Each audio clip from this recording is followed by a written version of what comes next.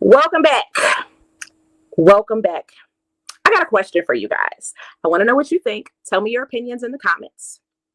Is all debt bad? Is all debt bad? What do you think? Let Dave Ramsey tell you, you'd think so. But is it? Is it? Because the wealthy don't seem to think so. They don't fear debt, they leverage it. And tonight, we're going to talk about how. Welcome to day 4 of the Unfuckwitable Credit series. And y'all, tonight is a little bit different. The first 3 nights were more intensive interview style. I asked questions, Coach Talisha dropped gems, and we walked you through credit crisis, bankruptcy, and building credit from the ground up. But tonight, we're going to switch it up a little bit. This is more of a conversation.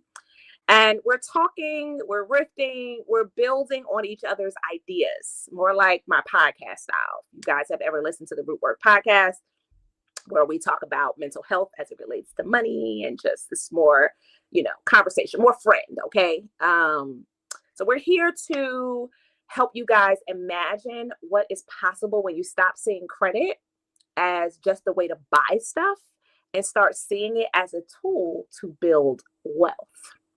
So grab your notebooks, settle in, and let's talk. For those guys who are new to our channel and are like, well, friend, who the hell are you? Let me tell you who I am. I am Betty Lewis, accredited financial counselor. People over here at TikTok land, y'all know me as B, the budgeting daddy. I am the founder of Young, Rich, and Rooted, the host of the Root Work podcast.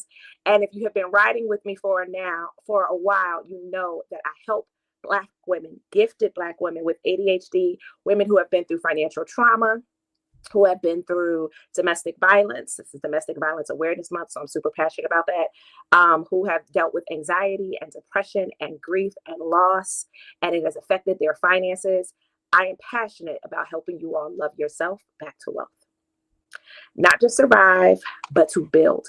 If that sounds like you, if you have experienced lifing, overwhelming, and something that used to be able to do well, manage money, has fallen apart, or you've never been able to get it together and you never considered that your mental and emotional health has contributed to your capacity to manage money. If you have ADHD and you never even thought, man, is it possible that that is affecting my money? Go ahead and drop a heart in the comment so that I can see you.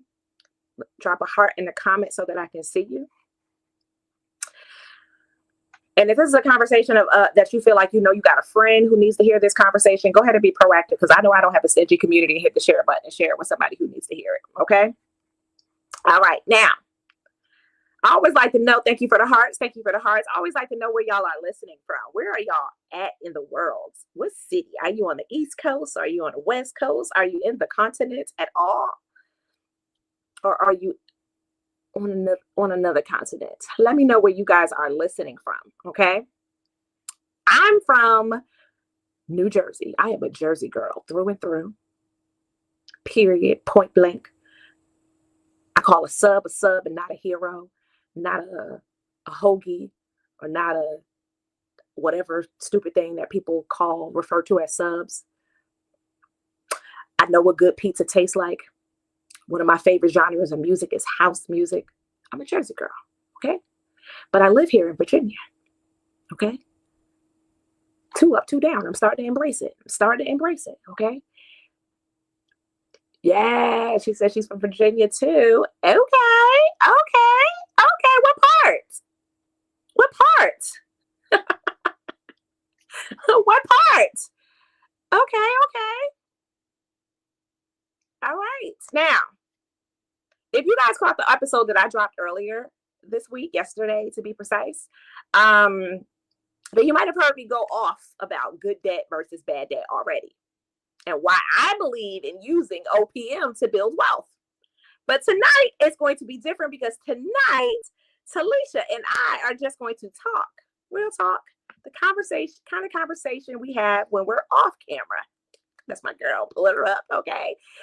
And believe me, we talk when we are off camera. We were talking for about an hour before we got started today, because We go together real bad when it comes to money. Okay, we go together real bad when it comes to building business and talking money. I'm talking money. We don't. You know what I mean? We don't gatekeep.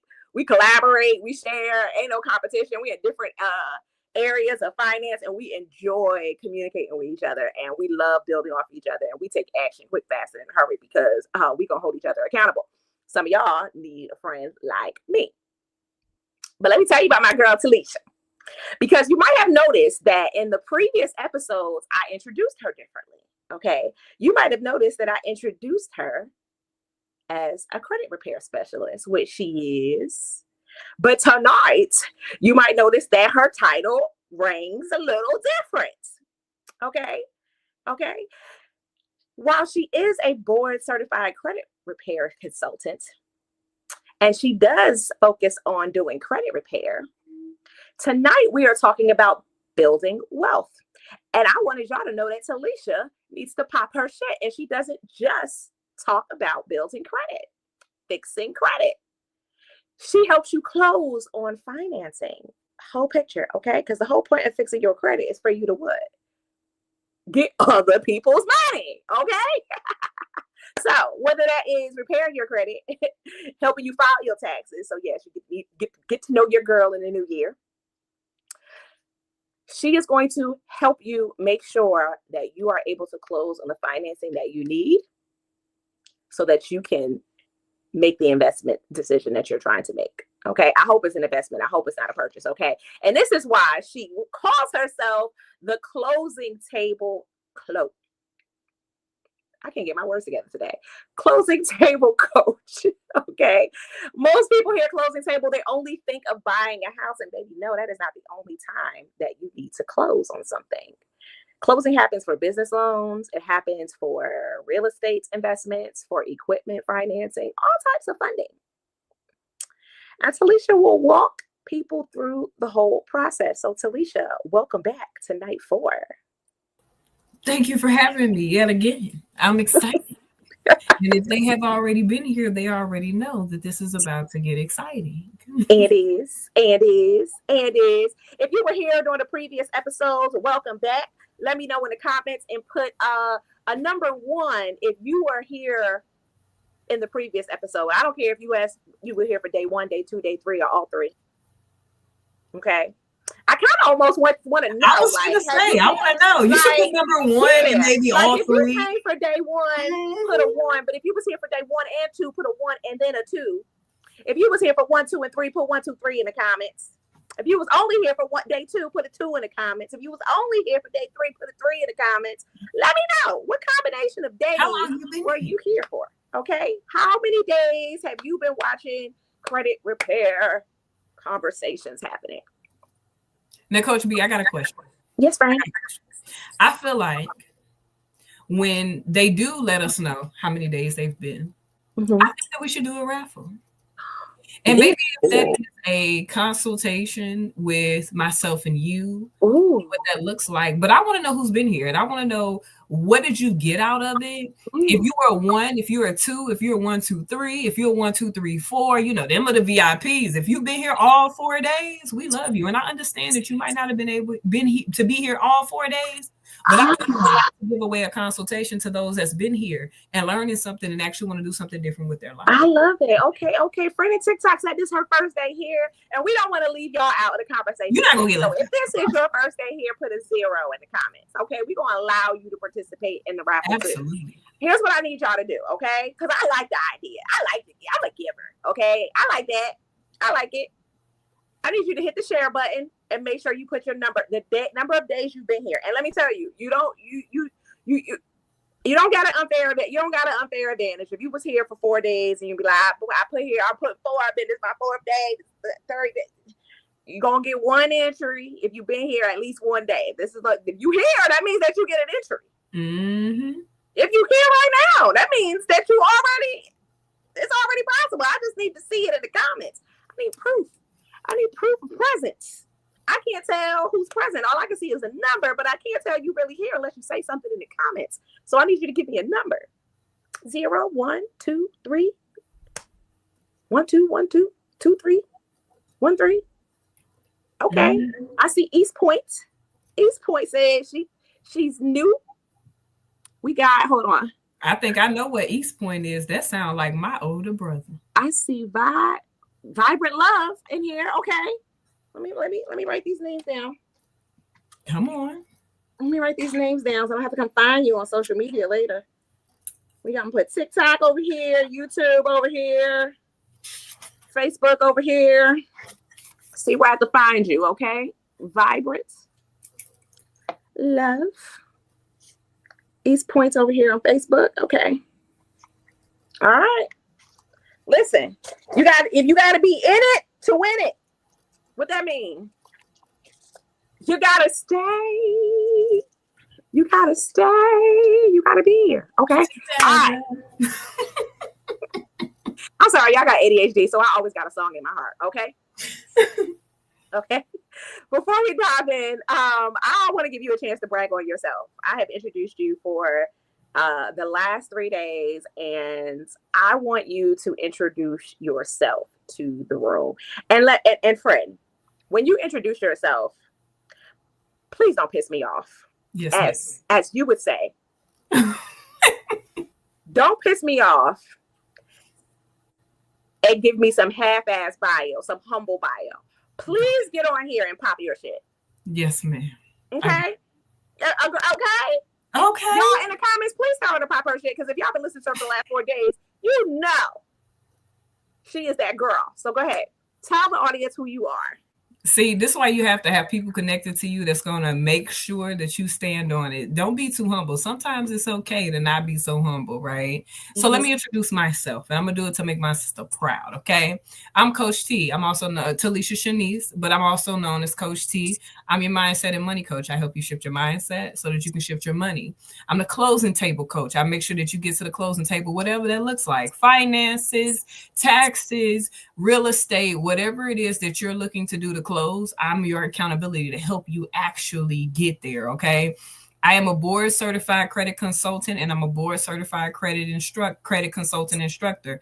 I teach your favorite credit consultant, as Coach B says, how to be the best credit consultant that they can be. I'm a 10-year business owner.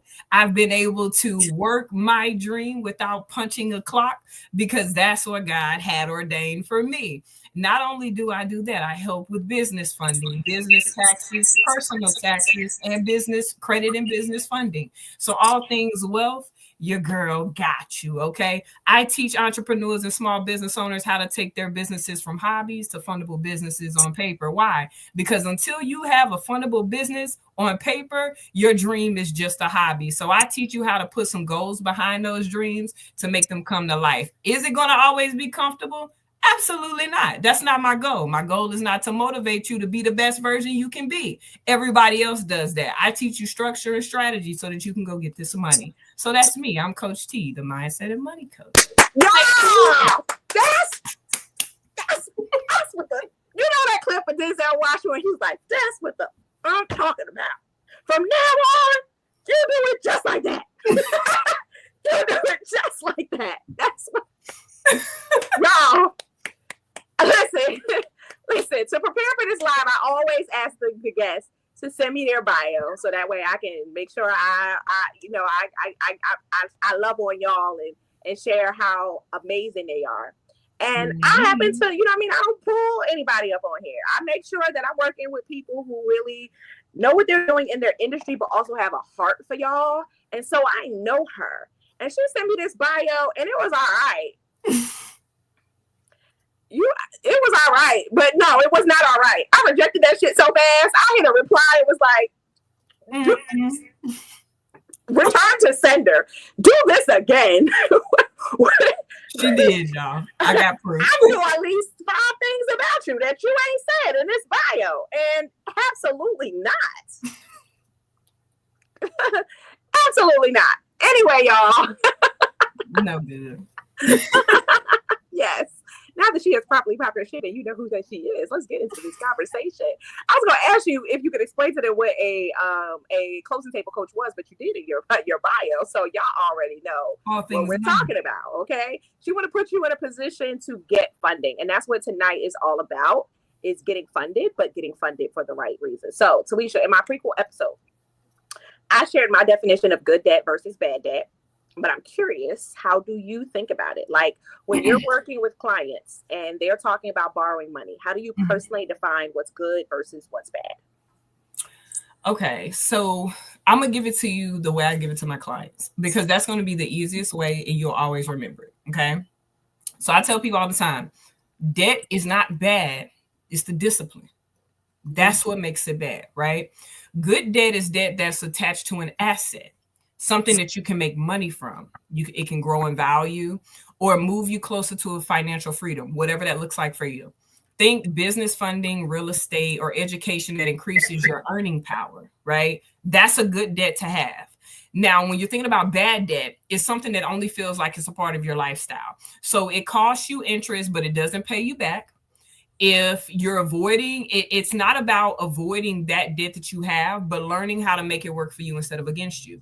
So if it's something that you had to be lended, right? If a lender had to give it to you, it doesn't always make it bad. It's how you use it that makes it good versus bad debt. Does this create a return? Let me give an example so that you understand. If I purchase a house and the only thing I do with my home is pay my mortgage and pay my property taxes and pay my home insurance, it's not considered good debt if you're not using it for what you could. Now, if I take that home and then I understand that if I continue to keep my home updated and then I start pulling equity for the sake of building money, now it becomes a good debt. You want to make sure that whatever you're purchasing, even with your vehicles, I can purchase a car. And it may not be considered a good debt if I didn't need it because it was a luxury that I wanted and a note that I did not want. But if I use it to make money, like using it for rentals with other companies, using it in different ways like that, now it becomes, or if I'm using it for business, right, to help increase my revenue, now it becomes a good debt. So we are on the same page. Absolutely. We have a very exact definition of good debt. Basically, if you are using the money to buy an asset that pays you, it's good debt. If you are using the money to buy an asset that does not pay you, it's bad debt. And I talked also a little bit more in my previous video about neutral debt, because I do think there's like a happy medium between there. And I would encourage you to go back and watch it. But basically, I would define neutral debt as the kind of debt that has potential to have an ROI, but doesn't necessarily. And I mean, truthfully, anything that you could be buying any asset that doesn't guarantee an ROI, but like the example of that is like your education. A lot of times people will define your education as good debt. Maybe, did you use your degree? Did it make you any money? So for a lot of people, their degree feels like bad debt. But for other people who've used it and it's allowed them to create a lifestyle they would not have had otherwise, then it was good debt, because they've got a return on investment for there. So I want to talk a little bit more about what it means when we say buy assets that pay you, because I think a lot of people have never really considered using credit in that way. So let's break it down a little bit. An asset that pays you is something that you own that generates income. As she said already, it could be rental property. It could be a vending machine. It could be a car you rent on Toro. It could be a camera, something as small as a camera that you use to book paid gigs or that you rent out. You could rent out your equipment to make money, right? Equipment for your business, inventory that you sell, right? These are assets that you own that is paying you money. It basically pays for itself and ideally pays itself off and then continues to pay you after it's done that. Are y'all picking up what I'm putting down so far? I hope so. Yes in the comments. Yes in the comments if you picking up what I'm putting down. It's something that makes you money. So now here's the thing. Assets cost you money. Assets cost you money. And this is where financing can sometimes come in. And yes, you can pay for them in cash if you have it. You can pay with them with grants if you can get it. And honestly, that's the best option, because the best my favorite kind of OPM is the one you don't got to pay back. The one you don't got to return. Okay, that's my favorite kind of OPM, right? But what about loans? right? Sometimes we think we have to save up enough money to purchase something or to do something that's going to make us money back, when we really just need to fix our credit so that we're in a position to use other people's money to make that play faster. Absolutely. Buy that asset that's going to pay us back. And that's why we started the conversation with credit repair, because we know that a lot of times you're not in a position yet to be able to do this. And so you need to fix your credit. But now we want to tell you what for. Not so that you can go buy something else, not just so you can have the vanity metric of my credit score is XIZ. Who gives a shit about that? What do we talk about? Your score is the GPA, your report is the report card. You got to know the difference. Mm-hmm. You got to know it. Mm-hmm. And you know what? Most of the time, jobs just want to know, did you graduate to give you the job? Sometimes we shoot for these vanity metrics just for our ego purposes, and we don't have any real goals behind them. And so we'll spend a lot of money and resources, and we'll miss out on important financial steps in building your wealth. Yep. Because you're so worried about the number and you ain't got no savings. Yep. I see it all the time. Which makes you vulnerable to being in debt again. Mm-hmm.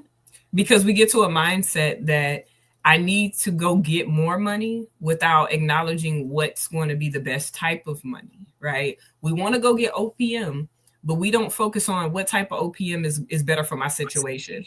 So if we see somebody that says, hey, get this loan, get that loan, I can show you how to get it. It sounds good because I can get it in 24 hours. Mm-hmm. Not realizing that same money you got to pay back after 30 days gets here. We're not realizing that you have ways to ask investors, if you understand vision, what that looks like, other people's money. You can get grants if you understand where to find them, other people's money. A lot of the industries and a lot of the things, like I said before, I teach entrepreneurs how to change their businesses from hobbies to fundable businesses. A lot of us aren't treating our businesses as fundable businesses because some of the things that we do on an everyday basis. Let me give an example. For me as a financial coach and a financial advisor, I can work with the government to say, hey, you need to create financial literacy documentations or financial literacy courses for students going into college. Some states need that for their students in the county. As a person who offers that service, you can provide it. That's other people's money. And a lot of times when we don't have the credit aspect of it, the personal aspect of it, it impacts the business aspect of it too, because we have the same fear with our finances. We bleed that over into our business. Absolutely. Because we don't know. Absolutely. Absolutely. I always say this, what you do in your personal finances, you will mimic the same behaviors in your business finance. So when people come to me, I always tell them I work with personal finances, not business finance. But here's what I can tell you: if you are impulsive in your personal life, if you are disorganized in your personal life, if you are mixing and mingling accounts for things that it's not supposed to be for, I guarantee you're going to have the same behavior in your business life. If you have to work on your personal side before you can address your business side, or those bad habits and behaviors will absolutely bleed through, but it will potentially cause way more damage to both your self-esteem and your finances. And if you're in a relationship with somebody who trusted you to start this business, to step away from a job, to borrow from y'all retirement or whatever it is to leave this business, it can cause rifts in your relationships. And I have seen it working with clients happen, where the spouse comes to me feeling really grieved because they felt like they broke their client's trust by not being responsible with their finances. But the real issue started before then. Before they had business finance issues, they had personal finance issues, and they didn't understand themselves well enough. So yeah, this is good. We're going to try to stay on Listen, I don't know how we going to cram this in because we ain't even a fraction away in here, but baby, listen, here's what I want y'all to think about. If you financed Beyonce tickets, vacations, Christmas gifts, a BBL, arguably that BBL might have made you some money though. So I'll give you that one. You might have got an ROI on that VIP. I don't know what you did. What did you do with it? Okay, it's like buying a house. Did you just let it sit, or did you do something? I don't know. You get my point, right? That's money that does not pay you back, except for that last one, possibly. Right? What if instead of financing what you want, which is what we all do, what we're all trained to do, what we don't know any better. It's not that you're trying to be irresponsible, and I want to say this really clearly. It's not that you're trying to make unhealthy decisions with credit. It's just nobody has we've never seen anybody do it. No one's told us to do it. So it doesn't even occur to us that this is possible, that we could and should be doing this. So what if instead of buying what you want, you bought an asset that could pay for what you want? So follow me. What if instead of, what if you financed a car, not to drive, but you rent it out on Turo?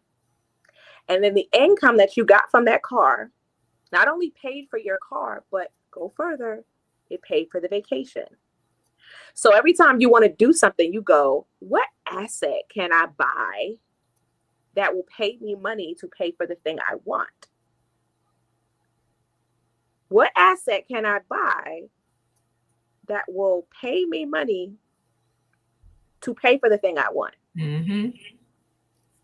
Why does that matter? You're like, well, I'm spending the same amount of money on the vacation. Yes, but the difference is if you spend $1,000 on a vacation and you spend $1,000 on, let's say, the camera, for example, and you rented out the camera and you made the money back, right? Pay for the camera, pay for the vacation.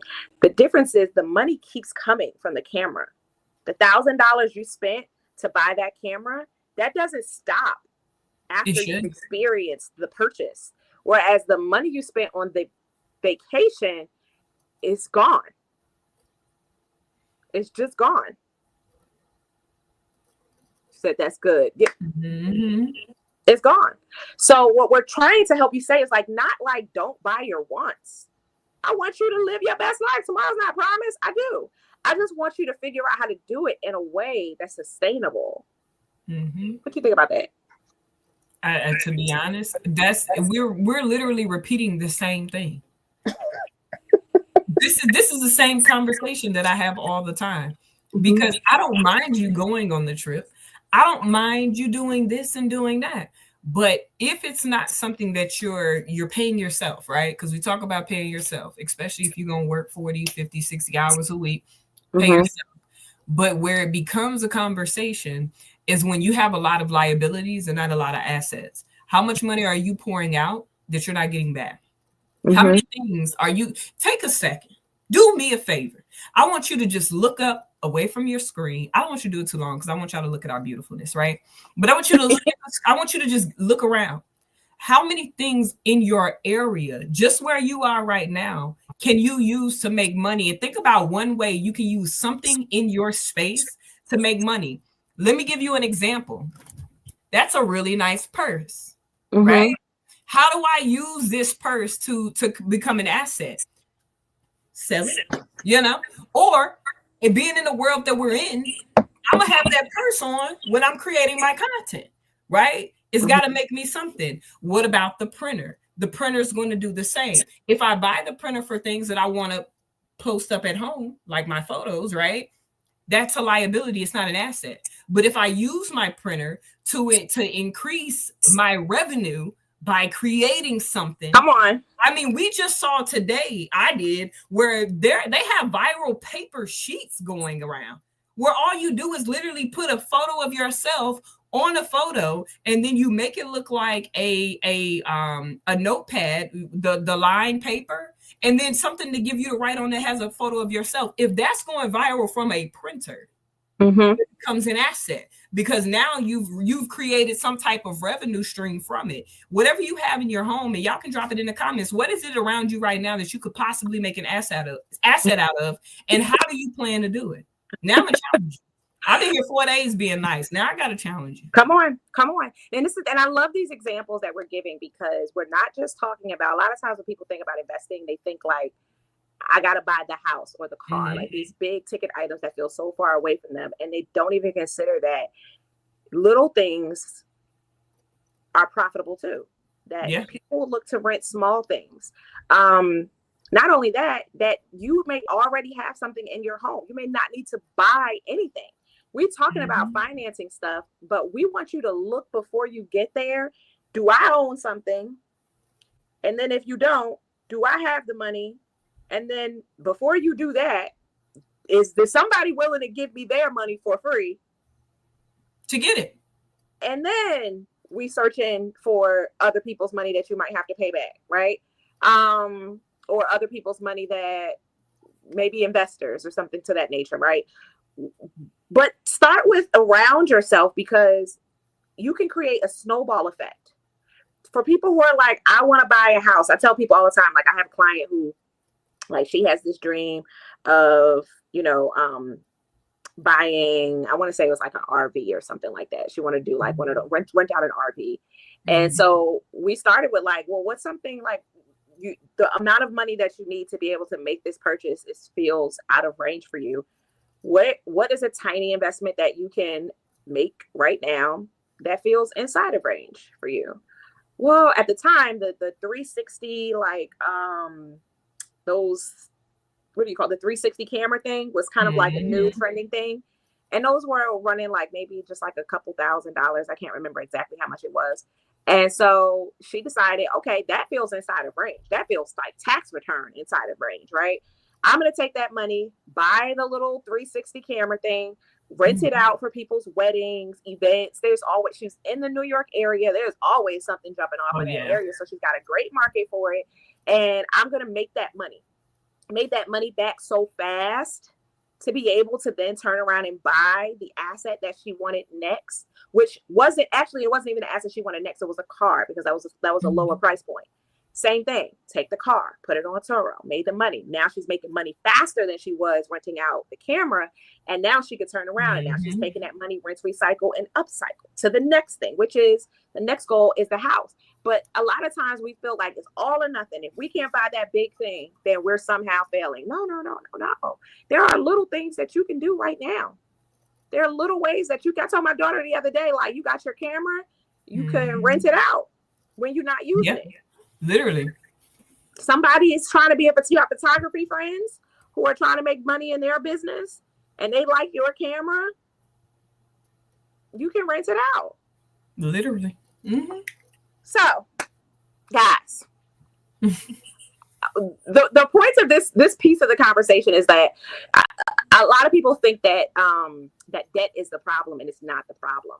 We've been taught to use credit for consumption, and that's the problem. We've been taught if you want something, buy it now, pay later. Nobody taught us that if you want something, buy an asset now that will pay for it later.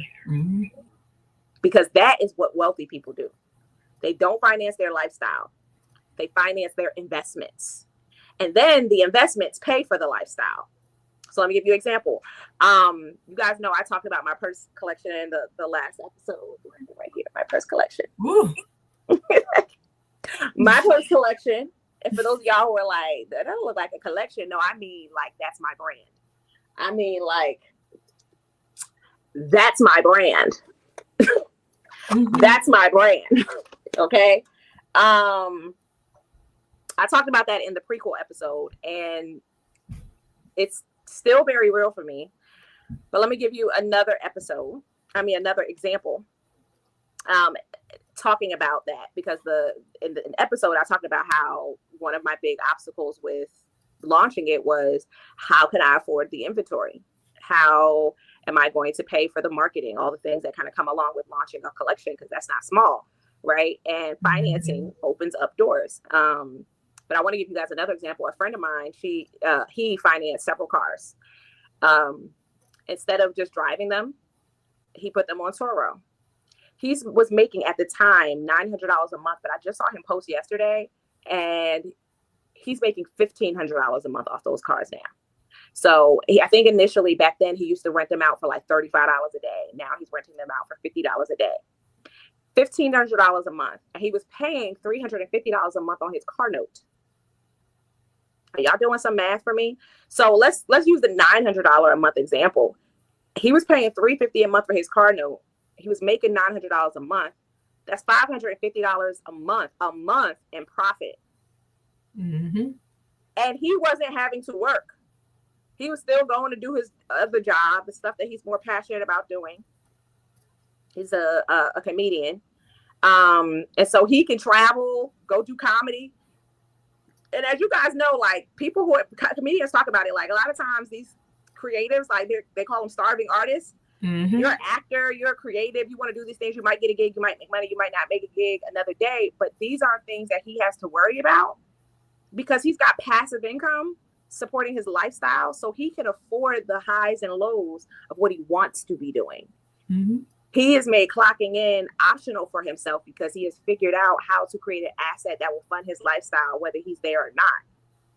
Are there some expenses that go with it? Yes, but there are most of the expenses are the same ones you would have if you bought it and you just used the car. You still got to get oil changes. You still got to pay property taxes. You still got to get car washed. You know what I mean? So that's an example of an asset that's paying you and paying you above and beyond. And here's the thing. Go ahead. That's also something that is, think about it, what you have to do. Like I said, I focus a lot on mindset, right? Mm-hmm. You got to shift the way your mind moves. So even though there are some expenses that you have with this, because a lot of people are going to automatically say, well, you got to get oil changes. Well, you got to get it washed. You got to get it detailed. You have to do your property taxes if you're in Virginia, right? You have to do this. You have to do that. And then they think more about what you're paying out, not understanding the return on the investment, right? I want you to remember, because this is where you have to shift your mind from consumer to the person that's actually the business owner at this point, right? Yes. You can't look at it the same. If I made $200, that's more than I made prior to. Regardless of if I made $350 or I made $900, I spent $350 on the note. Then I spent a couple of other dollars, and I only made $250 this month. That's more than you had just working your 9 to 5. So you have to remember that. You also have to remember this is where we go into all things finance. When you understand your finances in a full circle, it's not just credit. It's not just banking. It's not just budgeting. It's also taxes and money management as well. It's a host of other different things. So when you're thinking about that, right, you have to understand that while I paid some money out the same way I would have if this was a liability for me, it's not something that's sitting in my driveway that's not making me a return. Mm-hmm. And everything that you paid out now becomes a tax write-off. So if you already make $70,000 and you're 9 to 5, and then you're making $1,500 or even $900 with your additional vehicle that would have sat there if you did not use it, you may be thinking about how much it takes you over the tax bracket, not understanding that opens up the door for you to minimize your tax liability. Come on. Come on. So you can understand finances are important. Understanding, shift your mindset from consumer to entrepreneur in that state. You can no longer think like the employee. You got to think like the boss. And when you do that, it'll shift the way that you move your money so that it'll make a little more sense. Come on, y'all. And not only that, and this is more of a conversation that we probably need to have around taxes, because I get frustrated when not frustrated with them because you don't know what you don't know, right? We're not getting financial education. Frustrated that we're not learning the education we need to know. Mm-hmm. And I be feeling like, don't piss me off when people are like, well, I don't want to make more money because then I'm gonna be in a different tax bracket, because they don't understand that you're not being taxed on every dollar you made over the bracket. It's only the extra that's getting taxed at a higher bracket. All the previous old income, it's still going to be taxed the same way as it was before. You know, we as a community have to stop thinking like that. I don't want to make more because I don't want to pay more in taxes. Right. You have to have the mindset that I want to make enough that taxes aren't a problem. You're thinking of it from the wrong standpoint. We like to say, I don't want to be, imagine telling yourself, I don't want to be the best version of myself for my kids. I don't want to be the best mom I can be, because then it's going to cost me too much, right? Because let's be honest, being a great mother costs, being a great father costs you something, right? You got to make sure you're at every event. You got to make sure that they got their school clothes, they got prom and whatever else they have, right? If you decide not to be the best parent that you can be, what happens for your child? That's the same thing for your everyday finances. What you can't think about not wanting to make more money because of the taxes that's going to be taken out. That's once a year. Literally once a year. If you are afraid of how much money is going to come out in taxes because you made more money, then you got to come talk to me. Here's why. Not because I want your service, but I want you to understand that maybe that means you got to go donate to charity so you offset that. Right. That's the part that people don't understand, right? We think about more money, more taxes, but we don't think about listen, that cousin that you got to keep giving money to, that is a charitable donation. You know what you don't hear? You don't hear Elon Musk worrying about paying taxes. Why? He makes $1 billion and he's not saying I don't want to make more money because I'm gonna be in a higher tax bracket. Because why? He knows that there are laws that he can use to lower his tax liability. So if that is your fear about making more money, that's just a sign that you need to hire someone to help you reduce your tax liability. And to be perfectly honest with you, who cares? Even if it is. I remember it's like my first big girl job. I'm gonna call this like my first real big girl job. I was working with the superintendent's office and I worked in procurement. And my boss, I can't remember the context about why I was privy to her pay stub, but I looked at her pay stub and her income taxes that she were paying was my salary. And I remember saying to myself, I can't wait until my taxes are my salary. That's been my thought process around taxes. I was thinking that's a sign that I make a lot of money. Literally, somebody's yearly income is my tax liability. I'm somewhere, and that's how we don't think about it like that. That's a good problem to have. And the problem is we're thinking about it in that place, right? So imagine thinking about it.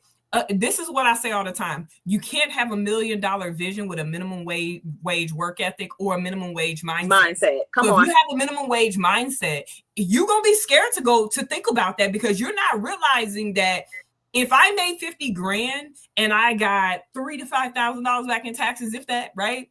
If I made 100, it's probably not going to be that much. We just get scared. And then what a lot of people don't understand is you can make payment plans the same way with everything else. They're not asking you to give them $4,000 or $5,000 tomorrow. Right. Because you ain't scared to make payment plans to Klarna. At all. We're not at all. It's the same thing. Don't be scared of them 3 letters. Don't play with them. Don't play with them like everybody else is doing. But don't be afraid. You can schedule payment plans. And then honestly, this is where you start to ensure that you're paying your quarterly and monthly taxes as well. But you said we got to talk about that in another segment.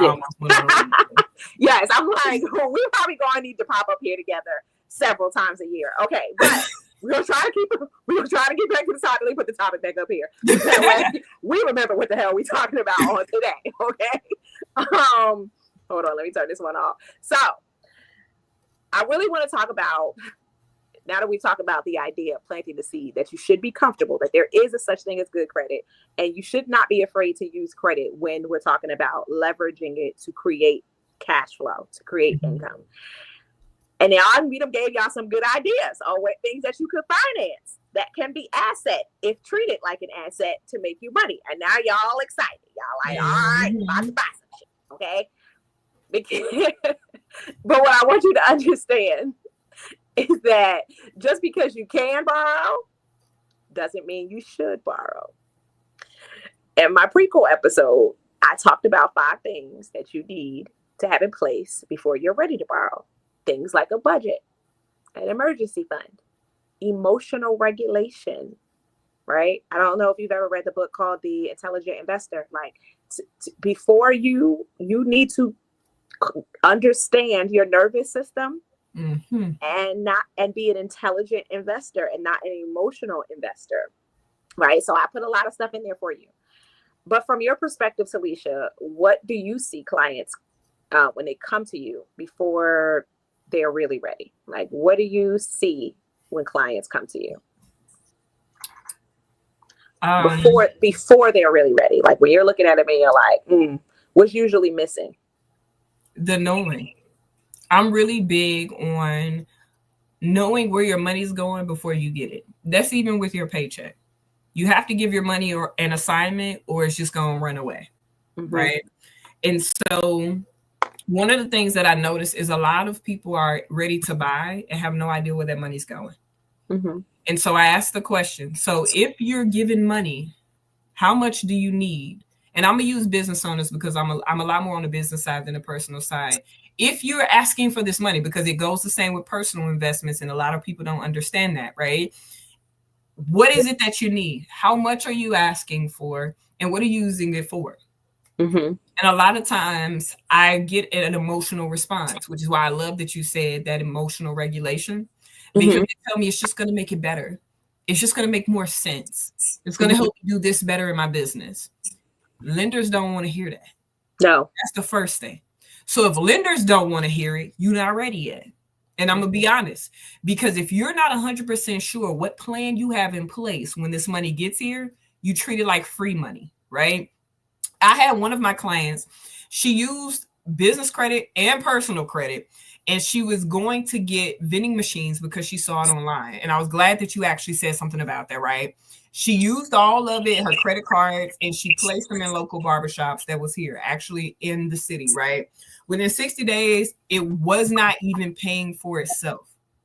So she had multiple different vending machines. She didn't do market research. She didn't ensure that if I make this money or this investment, that it was going to go to this place.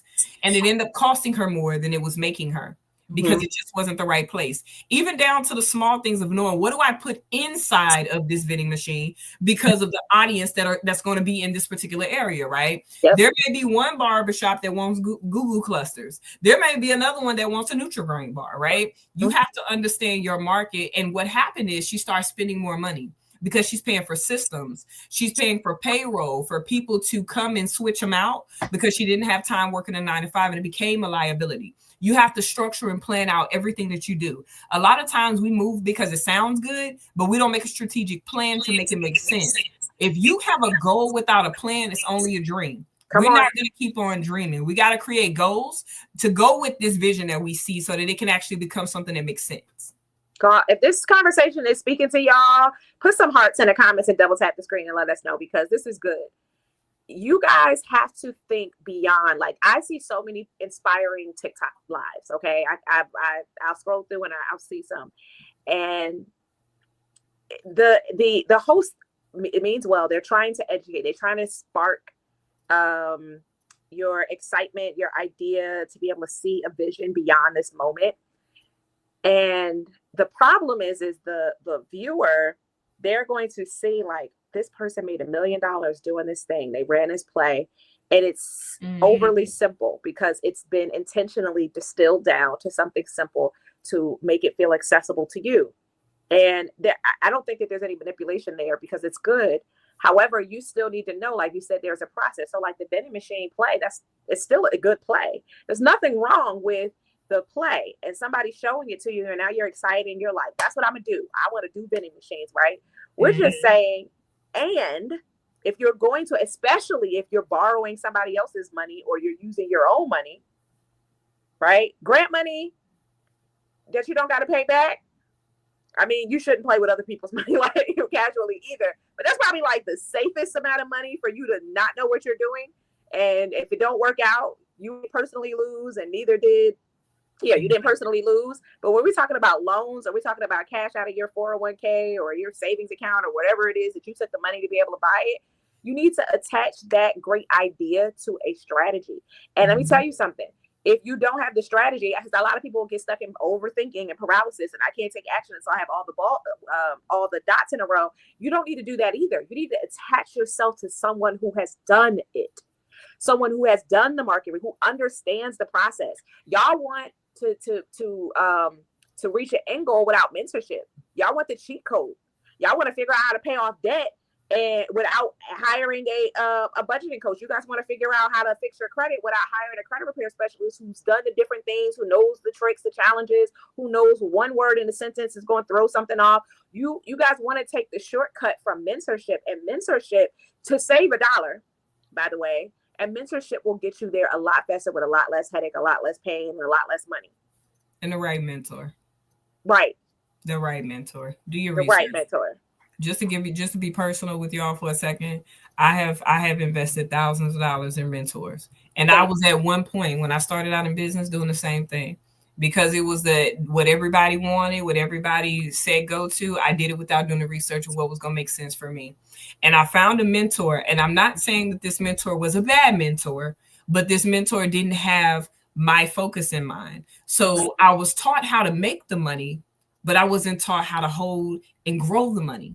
So making it, let's be honest, when we come up from a community that didn't have a lot of it, when we get it, what do? We spend it, right? So I had a mentor that taught me how to make it. She didn't teach me how to keep it. She didn't teach me how to invest it to make it grow. So did I make it at one point? Absolutely. Did I lose it as well? Absolutely. Did I have to go take what I learned to bring it back and do something different so that way I could do it different a second time? Absolutely. So I also want to tell you all, when you're looking to get someone who's going to help you, especially in your finances, ask a million questions. Make sure that they're okay with answering them, because if they don't want you to reach out to ask questions, then they may not have your best interest at heart. It's not always about what you pay to get in the program, but what you get out of it, because that's also the difference between asset and liability. And not only that, you want to make sure that they're a good fit personality-wise. They could have all the answers, but the way they teach doesn't work with your learning style, or you don't have the ability to receive. It shuts down your nervous system, and so now you can't learn regardless. Because I have worked with mentors who are exceptional in their field, and they were assholes. They were mean in their delivery, and they weren't even talking to me, but I felt like, man, if I was on the other side of that, like, I would shut down and feel like I never want to try this. You've made them feel so small to get your point across, and that may not work for you. Other people like being dragged. They like, yes, that's my edges every day. I need that, right? So finding the right fit is important. We're talking about using somebody else's money to make you money. You want to make sure that you have the other things in place to improve your likelihood of success. Otherwise, you could turn a good investment, good credit, into neutral credit, or worse, bad credit. Because remember, we talked about good credit is only good if you got an ROI. If it don't make you money, then it becomes bad credit. It's a liability. Yeah. And now you're overextended, and now you need Talisha to fix your credit again. So that's why we wanted to have that conversation, because we don't want you to just go out there and be like, well, she gave us the green light, let's just charge a bunch. I'm about to go buy a piece of equipment, and I'm about to go put it on the market, and you don't even understand what type of equipment people are looking for. How long is there a new piece of equipment that's about to come out? That one's about to become obsolete. Like, guys, we want to inspire you, but I would say the first investment that you should make in yourself is the one Warren Buffett said is the best investment you'll ever make, and is in yourself. You need to learn before you invest. You need to learn about what you're investing. I don't care what it is that you're investing in, whether we're talking about the stock market or real estate. You need to learn what it is that you plan to invest in first. Be comfortable paying for what you need to know in order to have what you need to have, and do it right. Okay? Guys, if this conversation is helping y'all see credit differently, put different in the comments. If you are thinking about your business differently, if you could imagine what could be possible, put different in the comments. And I need you to do three things, actually. I need you to read for me, okay? I need you to double tap the screen and give me a round of applause. Give yourself a round of applause for being here. You should be anywhere today. Double tap the screen. I don't know if double tapping the screen works on Facebook, though. It works on TikTok, but I don't know.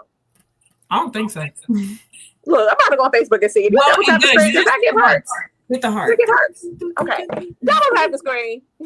She wrote different in the comments. Okay, I'm seeing different over here. Put different in the comments if you're starting to think about credit differently, because we're going to get into business credit next. Specifically business credit next. Okay? Double tap the screen, hit the share button. We want to make sure that everybody get this information. Don't be selfish. All right. Coach T. I want to switch gears. And I want to talk about business credit, because I got a lot of questions from y'all about this. I got a lot of sidebar questions after the last 3 lives. People that started, they was ahead of us. I was like, we was about to do business anyway. Hold on. TikTok want me to prove I'm a human. It said I did that wrong. I'm a person. Hold on. It make TikTok make you slide a puzzle piece over like you gotta get it over it perfectly to prove you're a person. After so long, but anyway, ADHD brain, y'all. Business credit. I got a lot of questions. I got a lot of questions in my DMs, a lot of my private messages about business credit. I was like, we doing the 4th episode. We was only going to do 3. We did 4 because y'all asked for it. And so I want to ask some questions today. So we're going to spin it back to more interview conversation because I want to ask the questions that will answer their questions for you. So first question. A lot of people want to start or scale businesses, but they don't understand how business credit works. Can you tell us what is business credit and why does it matter? So business credit is pretty much your company's financial reputation, right? It allows the borrower, which is you as a CEO, to build your business, grow without depending on a personal score. And then it's really important because it separates the two, your business and your personal. That's how you scale from being a CEO to somebody who's just a side hustler, right? Mm-hmm. When you think about business credit, it's allowing you to put yourself in a position that I want to put this in my business name, which means now it's a business write-off versus a personal. Because a lot of us may be individuals and entrepreneurs who still have a 9-to-5 as well, right? So having a business and building business credit allows you, while you're working on your personal credit, to start building your business credit. Okay. So here's what I've heard. Mm-hmm. When you're new in business, especially a sole proprietor or an LLC, lenders often look at your personal credit to approve you for business funding, right? Mm-hmm. Because you're not a corporation, you're not a separate entity. So what does someone need to start focusing on building business credit separately? Honestly, you want to start day one, right? You don't want to wait till you actually need the money to start building that credibility. The moment you get your LLC, your EIN, and your business bank account, you want to start positioning your business to be fundable. That way, when the opportunity shows up, you're already ready versus scrambling. So you want to make sure to start business credit, you have to have an LLC. You can't start business credit as a sole proprietor because a sole proprietor is you, right? You're saying, hey, I'm acting as behalf of my business. You want to have an EIN as well and a business bank account. Your business does not officially start in the finance world until you have a business bank account. What do you mean, Coach T? I'm not talking about having a personal account in your personal name. I'm talking about a business account that has your business name in it that only operates under your business and not your personal. Okay. All right, guys. So we got this. We need your business account. EIN. You start working on it right now. Mm-hmm. You need to get your EIN number, and you need at least an LLC in order to be able to obtain an EIN. Okay. So let's talk about the let me change that. Go ahead. You don't need an LLC to have an EIN. You can get an LLC as a sole proprietor. But when you're ready to look at funding, most of the time you're not going to get funding as a sole proprietor. You have to have that entity separate. Gotcha. Okay. So let's talk about the scoring system real quick, because it is significantly different than the personal side. People are used to seeing that 350 to 850 number. But the business numbers are completely different, and it could look scary if you're used to seeing a 3-digit number. So can you talk about the scoring system? How does business scoring work, and how different is it from the personal side as far as like what it composes of? Oh yeah. So it's definitely different, totally different, to be honest. So personal scores, they're built by, which we talked about, right? Payment history, utilization, length of credit history, and those other 5 components of the credit score. But when you're looking at business credit, it's how well your company can manage vendor accounts, payment habits, and financial responsibility. So they're trying to ensure that you can handle a magnitude of different type of vendors that you're working with, and in order to know if you should be lending anything else. Now, when you're thinking about business scores, you got 3 that's going to be very important: Duns and Brad, Experian Business, and Equifax Business. They range from 0 to 100. Anything above 80 shows that you're paying early and or on time. When you're building your business credit, don't wait till the day of to make a payment. You need to start showing as a business owner, because we do that as consumers, right? You can't do that as a business owner. Your responsibility changes. You pay early or you pay early or you pay early, honestly, because that's how you're going to keep that score from an 80 and above. Okay, guys, I want y'all to put those credit companies inside the comments. We got Dunn's, Experian, and Equifax. And remember, it's Experian business, Equifax business. Because remember, personal credit has Experian and Equifax as well. That's true. Dunn's, you can, I'm not going to say you should consider it. Just think about it if it makes it easier. I got 3. That's my main focus: Experian, Equifax, and Dunn's. I will use Dunn's as TransUnion, right? If you want to make it seem a little bit easier to remember that you have 3. Gotcha. Okay, so, and then also, if y'all can drop in the comments to help the viewers, what that score range was, 0 to 100.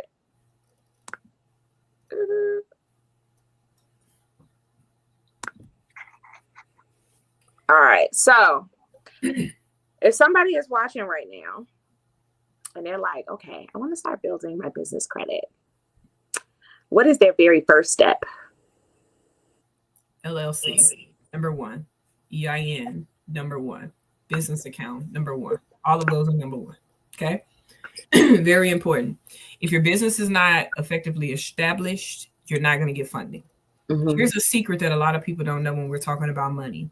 It all has to match. Y'all know when we talked about pulling your personal information and updating your personal information, and how if you pulled your credit report from the first session we had, you notice you have 14 different addresses from the time you were born. Some you did not know, some you did. Lenders from a business side, they don't like that. It's a little more lenient when it's personal because they understand. You might have lived with a parent, family member, whatever. Business, no, you're accepting a different level of responsibility, right? So when you're setting up your profile, this is so important, y'all. It makes me cringe. So I have to tell y'all, I need y'all to understand how important this is. Do not try to skip a step. LLC, EIN, bank account, in that order. Why, Coach T? It has to match. Do not use your personal address if you don't have to when you apply for your LLC. Go get a virtual address, because some lenders will look up the address to see if it's a home, a residential home, because it imposes risk when we're talking about funding. They also want to see if you're actually in a physical location. So your phone number, address, and business name and email has to match to a T. Once you've gotten all of the baseline, LLC, EIN, business bank account, you need that. Well, the virtual address has to come before that, because you want to put that on your application. What I want y'all to know, because Coach T, I don't want to go pay for a virtual address. Do they cost? Absolutely. Right. But listen, one, is a tax write-off, because we're business owners. We're no longer thinking like the consumer. Even outside of that, it's public record. So when you put your personal address, you got to ensure that you ain't made nobody mad.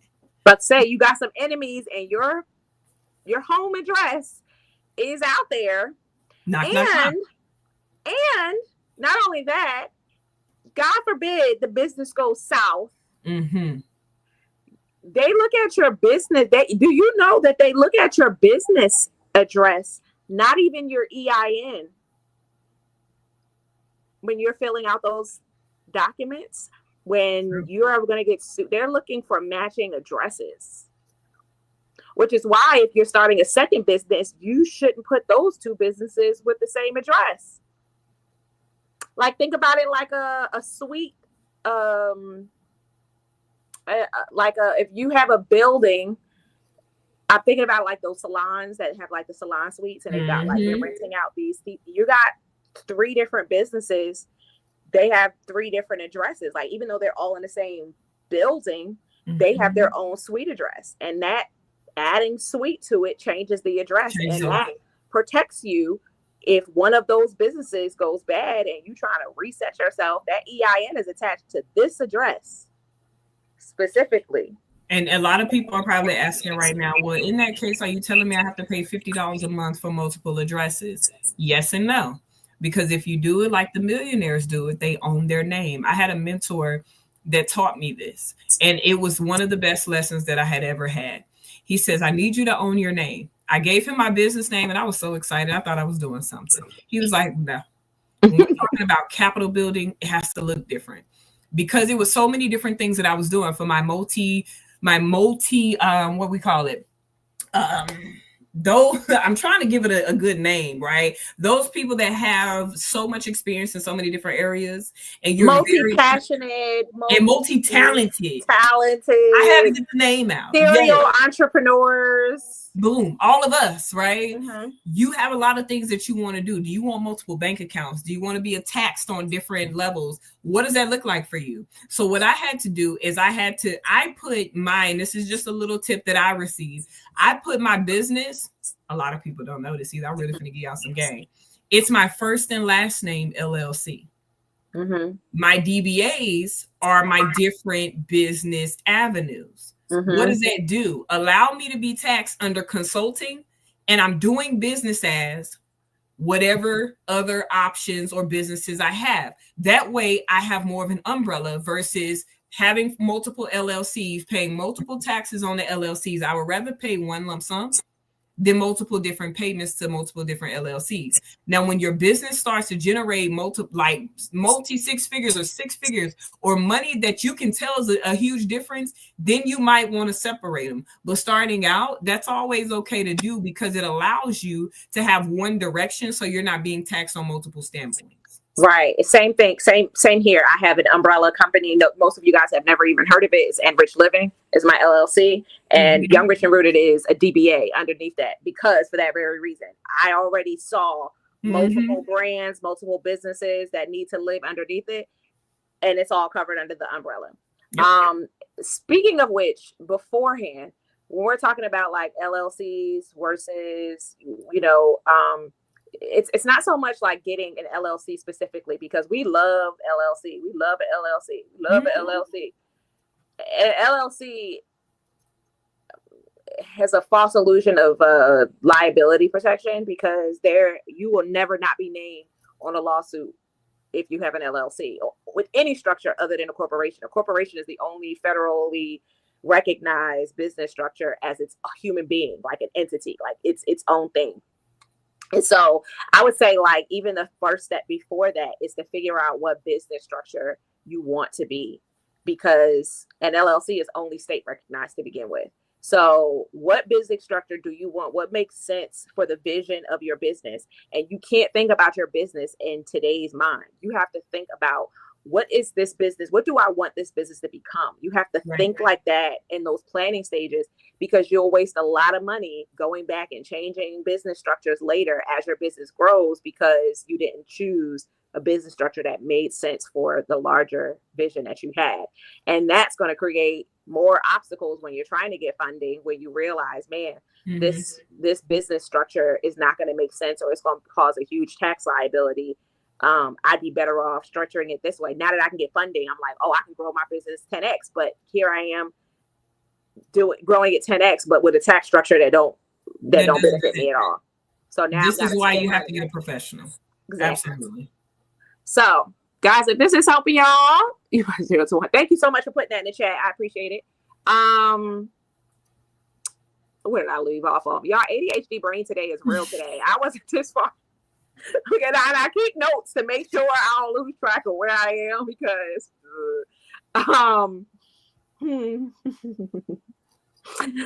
I feel like my next question is actually pretty obvious, because I feel like it's the same whether it's your personal credit or your business credit, but like the benefits of having strong business credit.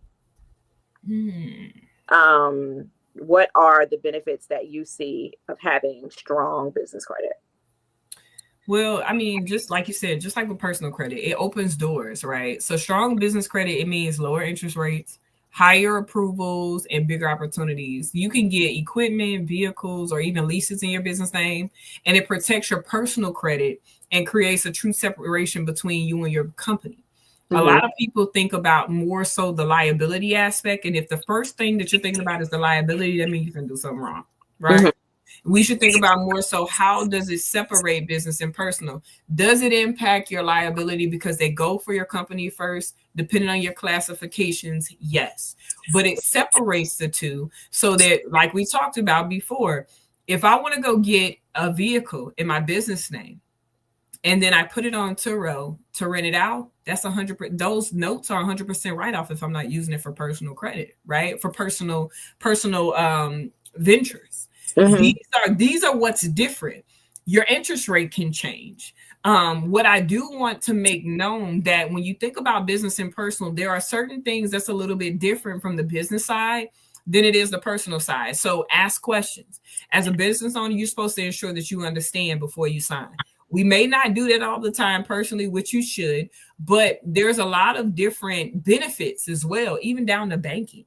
You know, your business bank account, what it offers versus what your personal offers, that really can take you from this to this. And something else I want to say is, well, I gotta need to bookmark these in my head, is as far as like, to me, the benefits are being able to hold on to more of your cash flow, which is a lot of the reasons why businesses have major issues, is they have a major cash flow problem, and being able to pay your employees, which is hugely important if you have the type of business that depends on employees in order to be able to fulfill the product or service that you're offering.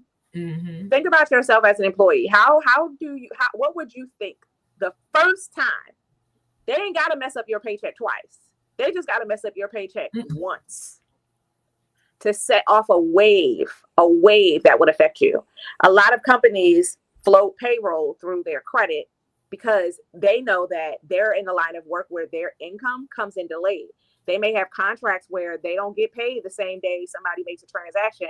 They may not got paid 45, 90 days after they do service. The employee still expect a paycheck, whether they get paid from the vendor or not. And so they use credit for those things. The other thing I was thinking about is a lot of times people will get funding because they're like, okay, I want to get a bit, like I need a building for whatever, right? Okay, bet you got funding, so now you can be to get the building.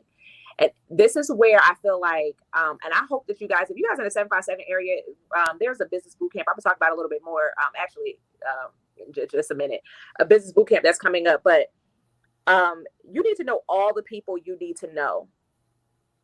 They have a winning team model, which is phenomenal. But I've had people who got excited, they got funding, they got the building, they did it on their own, or they hired a real estate agent, but the real estate agent specialized in more residential, not commercial. And they had no idea that real estate agents can oftentimes negotiate 3-6 months rent free in your contract. And they could have saved thousands of dollars just being partnered with the right person who understands the pieces that are missing. So getting funding is not the end. This goes back to what we talked about with planning, like whether or not you get an ROI or how much that ROI, because you can still have an ROI for a business, but it's not going to be as much as it would have been if she'd been able to go 3 to 6 months without having to pay rent. Rent free, revenue, rent free, right? And so you want to make sure you know the people you need to know. Don't expect you to be good at all the things. You just need to know the people who are good. And I feel like that's a trap we get into when we start our businesses. It's like, I got to be good at marketing. I got to be good at accounting. You feel like you got to wear all the hats instead of hiring somebody to wear that hat. You think your boss don't know how to do your job. He hired somebody who could do that job because he understands the bigger vision. For this to run efficiently, I need an expert at this task to do it.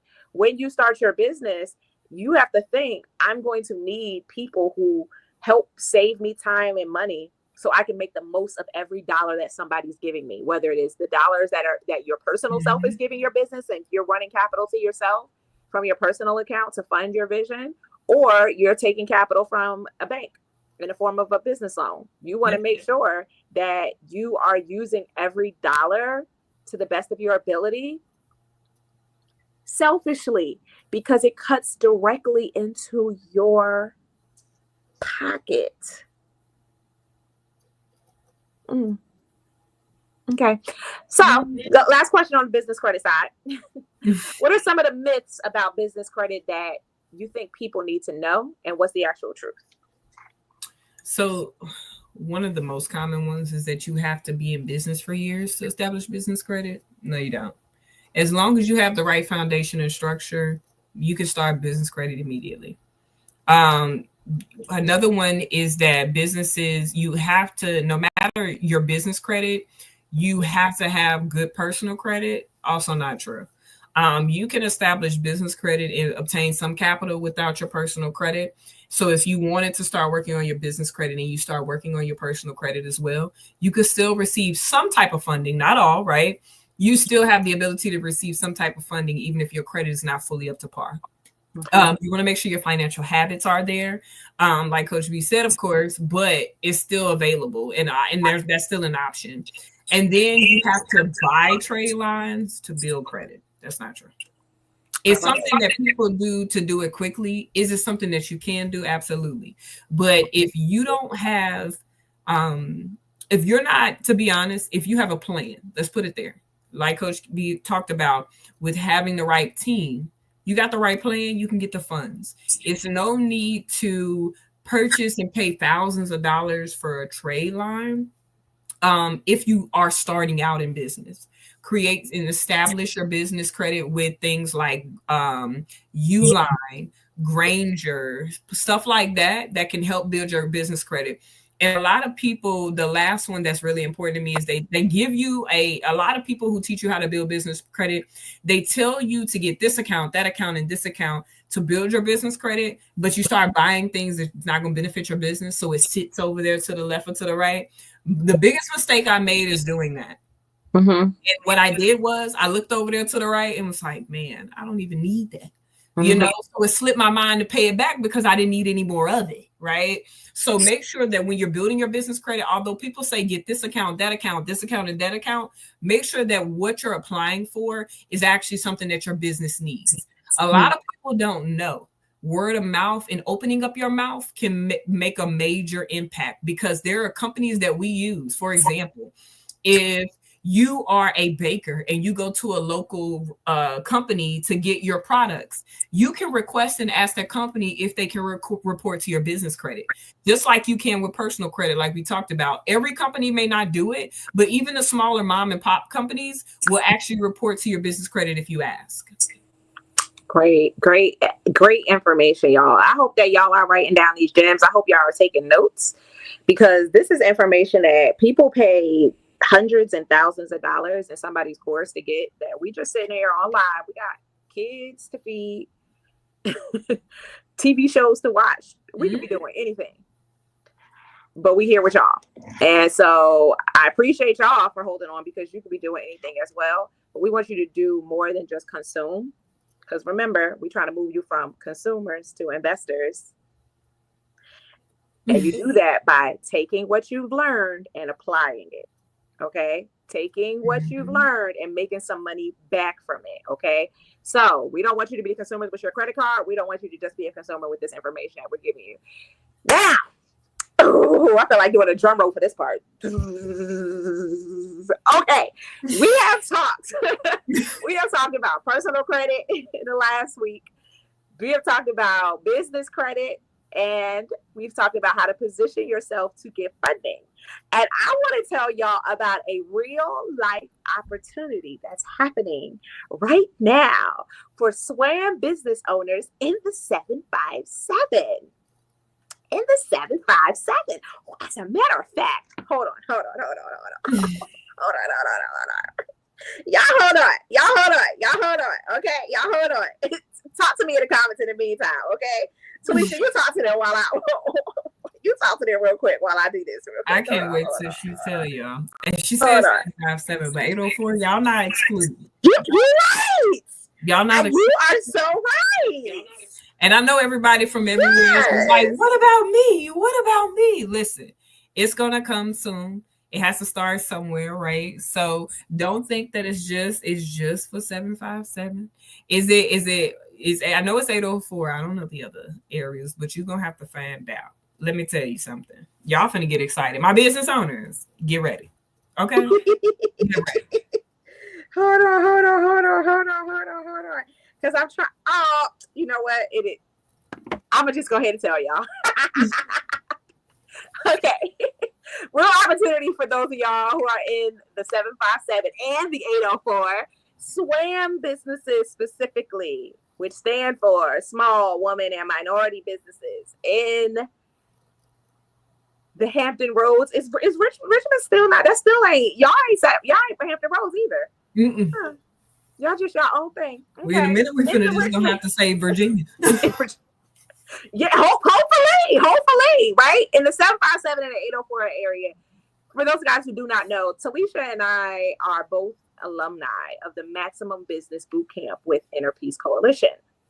And recently, and also I am a board member of the Maximum Bootcamp. And I had the opportunity to work with Chesapeake Bank to create a pilot program that gives small business owners a lower bar for accessing funding. Friends, they had a Zoom meeting with me and some of the other board members to talk about what are the obstacles that we are observing that business owners are feeling. What are they thinking? Why aren't they trying to access funding? What are their obstacles? Why aren't they trying to grow their business, right?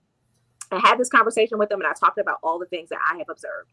Either people have anxiety about the process. They're worried that if they show you their personal credit or the fact that they had money commingling their personal account and their business account, they're worried that they don't know they don't have an EIN. They doing things under the table.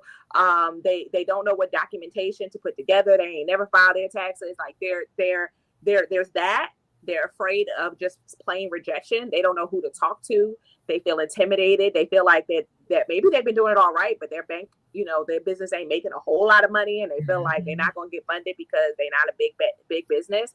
I talked about all the different things that I observed that small businesses face when they're thinking about getting funded, and coordinated with them. I also talked to them about like feeling lost even after that, like having funding, but then not really sure how to navigate what to do after you get funded. And so I worked with them to develop a pilot program. And this is why I love Chesapeake Bank, because first of all, the desire to understand what your pain points are. I ain't gonna say no names, but I ain't had none of these big banks, Kells Cargo, or financial institution of the USA ask a question at all. They don't care. They don't care. Okay. And I want to add this in here because when you are looking to get financing to finance an investment, I think it is so important that you work with a bank that is accessible and local. True. And including your house, because you want to know your banker personally. You want to be able to reach out and touch them if there is a problem in the process, if there's a cog in the process. You want them to know you because they can advocate for you. So the fact that Chesapeake Bank reached out and said, hey, what can you help us understand the small bankers in the 757? I already thought very highly of them in the first place, but I thought that this pilot program was not going to come out for at least a couple of years. Like we did the conversation and we talked to them about it, and I thought it was going to be like another couple of years before they came up with something, and they reached back out to us and was like, we're running this pilot program. Okay. They were fast, and this program includes mentorship. It includes funding up to $10,000 of loan funding that you have access to. Okay. They've lowered the bar for business owners to be able to get the funding. Mm-hmm. And here's how it works. You go through a 2-day boot camp through Maximum Business Boot Camp through Inner Peace Coalition. The next cohort is November 13th and 14th. I don't think a cohort is going to start after that until the new year. I want to say like maybe February or March, I think is the cohort that follows. So November 13th and 14th, you do a 2-day boot camp. It's an 8-hour day, 2 full days. So you got to be willing to take 2 days off of work. It is not virtual. It is in person. Okay. While you are at this boot camp, and you graduated this year, they have their winning team members, meaning I said earlier, you need to know who you need to know. Sometimes you're making mistakes, not because you're willing, like you just don't even know what to know. The professionals they have there, and it's been a while since I graduated, so help me out if I'm missing somebody. They have a public relations person coming to help you understand PR, which is different than marketing. I'm talking about the news, press cycle, stuff like that, right? They have an HR person coming, because some of you guys need to hire team members right out the bat, or you need to be thinking about it, right?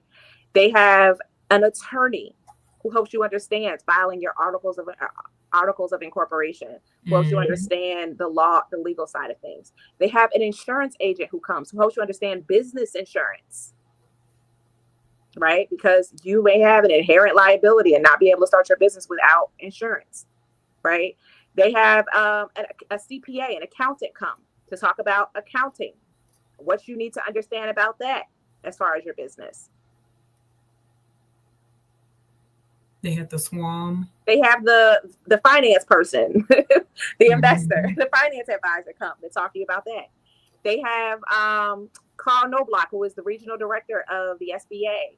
The SBA, friends, the Small Business Administration. That SBA, who's on their winning team. You have access to so many people, and I know I'm missing like 2 other people, and I can't think of who they are right now. I'm trying to think. Communications. They have the communications person. She comes and talks to you about business communication. They are really real estate. That was the example I gave earlier. They have the commercial real estate agent who comes and talks to you about commercial real estate. They have really, really important people when you're wanting to understand. And some of the stuff that you're going to learn, they're not going to be things that you're going to need to apply or use right away. But when you get to that stage of your business, you're going to be so happy that you've been exposed to it, that you've learned a little bit more about it. I may not ever need a brick and mortar business. However, if I ever do, I know to hire a commercial real estate agent specifically, and not my homegirl who's in no shade to, because that's still, but I want somebody who understands commercial real estate specifically. You want specialization, just like when you want your credit repaired, you want to talk to a credit repair specialist. When you're trying to invest, you need to talk to a financial advisor. When you're trying to change your behaviors, your daily behaviors and money, you want to talk to a financial coach. You want to talk to a specialist, right? So at this boot camp, you're going to have access to these winning team members who are going to talk to you over the course of 2 days. And Talisha, I would love for you when I get done with this spiel to talk about your experience there. But you have 2 days in the business boot camp. It's only $50 freaking dollars. Y'all don't know where $50 went this week. I don't want to talk about it. It's $50 to spend 2 days learning from these professionals. Once you graduate boot camp, then you are eligible to apply to become an alumni. Okay? An alumni is basically just membership. You're saying, I want to stay connected, and I want to be a preferred person for all things that the organization does. Whether it's the symposium or speaking engagements, but there's lots that you get being an alumni, and I can talk to you more if you come to boot camp. But you join the alumni program. The alumni is $100 a year. You get access to their buildings, 2 hours a year. To that in itself, I don't know if you've ever tried to rent a location. Trainings and all, not just your personal. That alone, but you graduate boot camp, you join the alumni. And then you have access. You've met the minimum requirements to be able to apply for the loan through Chesapeake Bank. Chesapeake Bank has their requirements as well, but that's going to be the first 2 steps. Okay, so we're going to baby step y'all in here. You need to do boot camp, 2 days, November 13th and 14th. Then you need to become an alumni. That's $100. So we got $150 that if you did no spend September, you got it. You should got it. That's a couple door dashes away, okay? And then you'll reach out to your banker. They'll walk you through the rest of the process, okay? You get access to funding. Now, again, the bank still has credit requirements, right? However, they have lowered some of those requirements. In the past, their minimum credit requirement was 650, and they have lowered it to 600, your personal credit score. So they made it easy. In the past, you had to have 2 years of tax returns.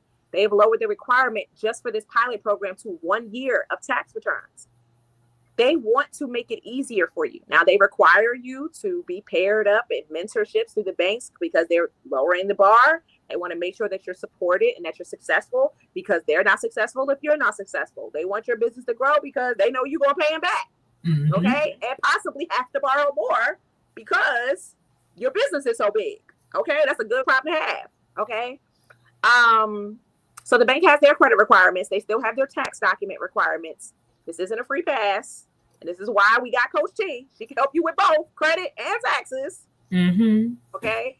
But this is a real pathway for people who've been trying to get funded and keep hitting walls, or at a stage in their business where the only way to grow their business is to get access to capital so they can grow. And I feel honored to have been part of creating this, because now dozens of small businesses in Hampton Roads will have access to capital that we desperately need to be competitive and bring our ideas to life. And right now, in this economy where people are losing their jobs left and right, you have got to start thinking about creating a stream of income that you control. Yeah. You have got to get serious. As I know we love the security of the 9-to-5, but as you can see right now, there is no real security there. And I'm not shading 9-to-5 because I love the security. I miss the security of a 9-to-5 too. I miss the benefits and all the things that come with it. And I think it's important to create stability in an income stream that you have more control over. And a lot of you guys have been wanting to do it for a long time. And this is how. Okay. I need to put, you guys, if you guys are interested, put SWAM in the comments. Type SWAM in the comments. That way I can drop the link so that you guys can enroll into the boot camp. Okay. This pilot is a 1-year pilot. As of right now, it's a pilot. Just like a TV show, the pilot might not get picked up and turned into a full show. You ever watch a pilot and you like, dang, this looked like this was going to be good, and they don't pick it up. If the pilot, if the pilot don't pilot, that's it. Mm-hmm. So only the people who got in at the pilot get funded. But if the pilot does well, this has the potential to go beyond the 757 and beyond 808, possibly beyond Virginia. The idea that I got an opportunity to participate and contribute to creating a program that can help so many businesses in this community get funding is insane. I am so excited. So when I realized I had the opportunity to build this out and it was going to become a real thing, I DM'd Talisha and was like, sis, I know this is like in a couple of days, because I think the boot camp you did was April of. I think so. Yeah. This is the speed. Okay. This is where you go. This is the speed. I met Talisha in February. We both were presenting. We both were speaking at a women's conference. That's how we met. I didn't think I'd ever see her again. She left an impression, but I didn't think I'd ever see her again. We both ended up pledging the same sorority organization the following month. So March, we meet again. Mm-hmm. Realize we both in the finance industry. Oh, we're going to get connected. You know how you go to a place and you like, let's get connected. But you never do. Mm-hmm. We really did. And I saw the symmetry, and I have never been a gatekeeper. If I see something that can benefit somebody I know, the speed at which I'm like, Frank, hey, what are you doing? I know you just met me, but next month, and here's what I'm thinking, because of what you do in business, right? You help people with their credit. I just feel like there are going to be a lot of business owners who want to take advantage of this situation, and their credit is not where they need it to be. Mm-hmm. And I don't want them to miss this moment. Maybe in the next 6 months, they'd be in a better position credit-wise, and they could still get into this pilot before this year expires. But for you to be a voice, you got to come through boot camp too. So can you take 2 days off of work? Can you take 2 days off of work and come down here to Williamsburg to do this boot camp program and become an alumni so I can get you connected with Chesapeake Bank so that you can do what you need to do. And I did. And I'm glad I did. I'm going to tell y'all, I have been, it'll be 10 years in January that I've been in business. I started my business at 21. And to know that it's even still successful meant that I knew something, right? I was connected to the right people. But I'm going to be honest with y'all, even as somebody who's actively teaching you all right now, I learned a lot. And I realized, and I'm going to tell you, this is what was so beautiful about the boot camp. Not only did I learn a lot, it helped me to see where I messed up the last time, right? Because we're talking about the same person that literally have hit 6 figures in business. But how do I maximize that? How does it make sense? You're talking about someone who has a staff. How do I ensure that HR makes sense? PR makes sense. And when I tell you, if you've never understood business in layman terms, it was the best layman terms education that I have ever gotten in my life. To the point that as soon as they said, hey, we're going to open this up, but you all can wait till the last day to sign up, it was over. Where can I get connected? Because this is amazing. And it's not, and it doesn't stop after, you know how they say, join this program, and then you join this program, and then you join this program, and then you never hear from anybody. When I tell you, not because of who you are, but because you have a willingness to want to do better in your business, to learn more in your business, they will help. They will answer questions. Of course, everybody is still a business owner. So sometimes you got to pay to play. You have to invest in yourself in order to get what you need. But if I could just give my opinion, $50 was honestly not enough for the amount of knowledge that I got in 2 days. It wasn't enough. This was amazing. Not just a pilot program, but the amount of knowledge that was given. We're not going to a 9 to 5 for $50 for 2 days. Exactly. We're like, find somebody else to do it. $25 for a day for 8 hours. Divide that by 8. I'm not doing that. But think about it. These business owners took time out of their day where they could have been making money anywhere else, doing what they're teaching us to do, to come teach. And they volunteer. That's what's beautiful. That means that their heart's in it, not just for the sake of just wanting to connect with the world, but their heart's in it because they want to see small business owners be successful. Chesapeake Bank wants to see small business owners be successful. Just for a bank to ask, what is it that you all need? Banks don't do that. Right. I got to give Coach Tawana and Lawrence their flowers because Interpeace Coalition is their heart. They put me in so many rooms. They put me in so many rooms with the mayor, with she will call me up and be like, hey, what are you doing today? Want to come to this gala? It's a huge fundraising event with a whole bunch of people, rooms I've never thought I would be in, especially at this stage. And so being able to graduate the boot camp and then now sit on the board and be able to help create a program like this is mind-blowing to me. And that's the thing, like you said, about them being a nonprofit organization, is that these people who are coming to coach for those 2 days, they are volunteering their time. This is a nonprofit. This program actually used to be completely free because they had got grant funding, around the pandemic time in order to be able to pay the tuition for people. So that their heart is completely in this process. And you said something, I'm so glad that you said it, because you have been in business for a really long time.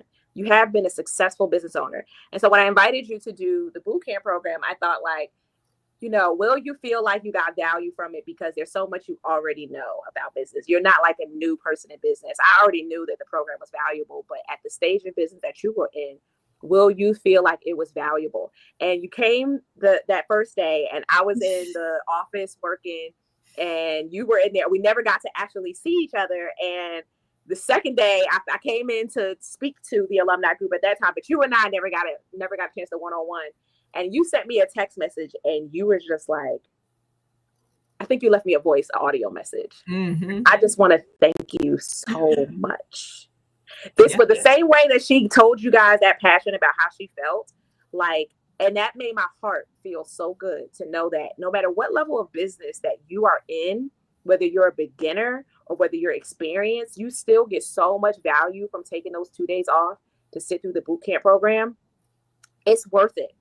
Yeah. It's worth it. It's worth it. And then the fact that she has taken the time to build relationships, because I didn't have the relationship with Chesapeake Bank. She had the relationship with Chesapeake Bank. She just asked me, hey, can you sit with Chesapeake Bank and talk to him and share with him what the obstacles are? She positioned me to be able to advocate for you all, but she had that relationship built. She had the relationship built. She gives up her time and her service. She has done diligent work in the community that people trust her and want to be attached to her. So that way, when we come along, it's easy for us to gain access. And that's why what you do every day matters, because you never know what doors you're going to be able to open up for somebody else just by how you treated somebody, just because of the relationship you have, just because of your integrity, just because of your heart. And that's why I only attach myself to people who have the same heart to their clients the way that I do.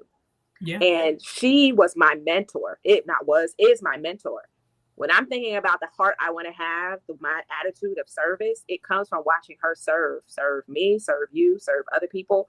The way that they go through caring so deeply about the community, they are blessed, right? They are. Yes. But I know that they're blessed that way because they desire to be a blessing. Right. And I aspire to be a blessing. And so when I'm looking for people to have on this podcast, when I'm looking for people to partner when I work with my clients and I refer them to somebody, I only refer them to people who have that kind of heart. I feel real good when I'm working with a client and we're working together and we're like, okay, we did all the things that we could do that naturally improve your credit and da da da da. Now they got some challenges, something here or something you got your husband left you with, da da da. We need to get you with a credit repair specialist. I sleep good at night when I send a client Talisha's way, because I know she's going to take care of them. I sleep real good. And coming through the business boot camp allowed me to build relationships with even more people who have that heart, because her whole team has that same heart. It makes you feel really confident going out and applying for funding for your big vision, because you know you got all these people who are there who are going to help you, who have been through some of these processes already and are going to help you navigate it as best you can with as little injury as possible. And that makes me feel more confident. So guys, I hope that you guys, if you guys are interested in, if you're in the 757 area and you are interested in, and you're interested in that particular program, I encourage you to, thank you so much. Great info. I'm not currently a business owner. However, if I was, I would join the camp. Yeah. Hey, I feel like there have been people who come through the boot camp who ruminate on being a business owner. Although based on the name, I think I know who I'm talking to. You have very entrepreneurial spirit. You're very entrepreneurial spirit. That means go. Yeah. Yeah. I think like sometimes it just plants a seed to be able to know what you need to know. I'm a lifetime learner. Like I take classes and stuff I'm never going to probably ever use, but I'm just a nerd. And I just literally get along because it's not just me. That was us this week, ain't it? Been in so many trainings and learning so much, knowing good and well. Like I'm probably going to outsource this, but I'm a professional nerd. Okay, I'm a professional nerd. A professional student. That's what I always say. Okay, guys. I'm not done. I'm almost done. But I wanna spin the block on the credit piece because we're not quite done here, right? Not everybody who applies is going to get approved, whether it is the Chesapeake Bank program or a personal loan or a business line of credit or a credit card or whatever, right? Sometimes the answer is not yet. Sometimes it's declined, right? And so many people give up at that point. They take it as a sign that they're not meant to do it. And I think that's not the mindset that I want you guys to address, because that's when I think you need to exercise using the muscle of unfuckwitable resourcefulness. If you know me, financially unfuckwittable. I talk about unfuckwittable mindset, unfuckwittable systems, unfuckwittable resources.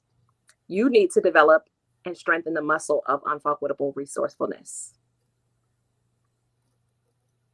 Maybe the no is actually God's way of saying, not that way.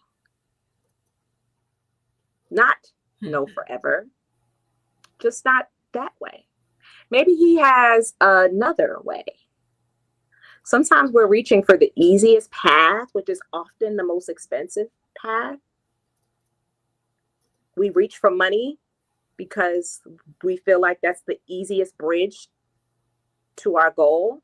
Mm-hmm. When he really wants that problem to be resolved a different way. Credit might be there, but if you don't need it, don't reach for it. Cash might be there, but if you don't need it, don't reach for it. Sometimes you are a bartered service away from reaching a goal. Sometimes you don't need money at all. You need favor. An expense that you thought you needed money for is gifted to you. Sometimes you need relationships. I have told you that Coach T has put me in so many rooms that I never thought that I would be in because of money that I would have had to pay to be in. Pay a lot of money to be in. Sometimes it's not no. It's God telling you not that way, because if you just get access to the money, you will never do the things to build the relationships he wants you to build, to develop the skills you need to build, to find other ways to bump across somebody. But he's not saying, I want you to give up on your dream. I want you to give up on your business. I want you to give up on the goal. He's saying, be committed to the goal, but flexible to your approach. Mm-hmm. That's good. Maybe there's a grant you haven't found yet, a partnership you haven't considered. You want to be the HNIC, and maybe you need to partnership. So y'all could go half on a baby. Mm-hmm. Maybe there is a way to bootstrap it, but you just dismiss it so quickly. So, Talisha, when someone gets declined, what do you tell them? What should they be doing in the meantime when they're working on getting their credit and their finances in order? The biggest thing is I tell them that a no, just like you said, right? A no does not mean no. It just means not yet. So they have to take the denial. One, the denial letter, because you're always supposed to receive, regardless of if they want to or not. You have to receive adverse action to let you know exactly why you were denied. Lenders legally have to tell you why you were declined. They can't just say no, right? So instead of getting discouraged by that, you have to use it as your checklist. Was it your utilization? Is it your credit mix? Is it your documentation? What exactly impacted your denial? Give yourself a time frame, fix those issues, and then go. A lot of times we get discouraged, not understanding, and I love the direction that you went there, Coach B. It's about understanding that God is there to protect us. So if we didn't get it right now, like we talked about before, maybe he said no in this season because our financial habits aren't together. And I don't want you to take this loan and then it impacts you, and now you're in larger debt than you was prior to getting it. It's not always that you've done something wrong or that your business idea is just not good enough. You might just need a different wording. For example, wait a minute, because I need to linger right there. Not just protecting you from larger debt. He may see something about your whole picture that you don't see. He may know that you're in a relationship right now. Come on. You in a relationship right now that would be harmful. He can't bless your situation right now because he understands what you're attached to. He may understand that your mental health. or your physical health. Or someone's physical health may be challenged, and he needs your business not to grow right now because he understands what's coming and where you need to be. Even down as small as your mindset, what you're doing, who you're around. You know, he may not be giving you access to the capital right now because he knows that your habits, your addictions, your responsibility, those may need adjustment, right? Who you hang around, what you do on a daily basis, how you spend your money.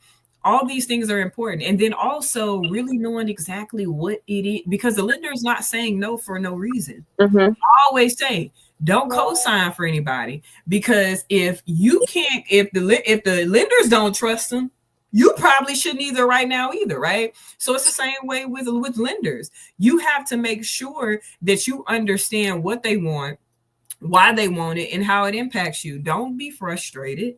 Just fix it. And once you fix it, come back. What a lot of people don't understand, this is where that relationship building goes, right? If your lender told you no 6 months ago, they need to see your face in the next 6 months if they can, right? Because now I know that Coach T is serious. This is something that she wants to do. And she called me every 60 days until we got here. What do I need to do? Where do I need to go? I haven't always been approved for credit. I've been declined. I may have had great credit and my banking was incorrect. Was I frustrated because I wanted the funding? Yes, but at that point I needed it. So if I needed it, think about it like this, would I have taken that money and used it for personal?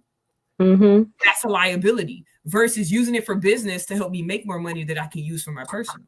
Had I got that money, then I would have caught up on my bills, right? And then I wouldn't have been able to use it to maximize my business. So sometimes the things that happens to us, it's not a rejection, but it's more of redirection. And redirection is protection. So don't be upset because you didn't get a yes this time. Understand that there's something that you're waiting on so that you can. Yeah, absolutely.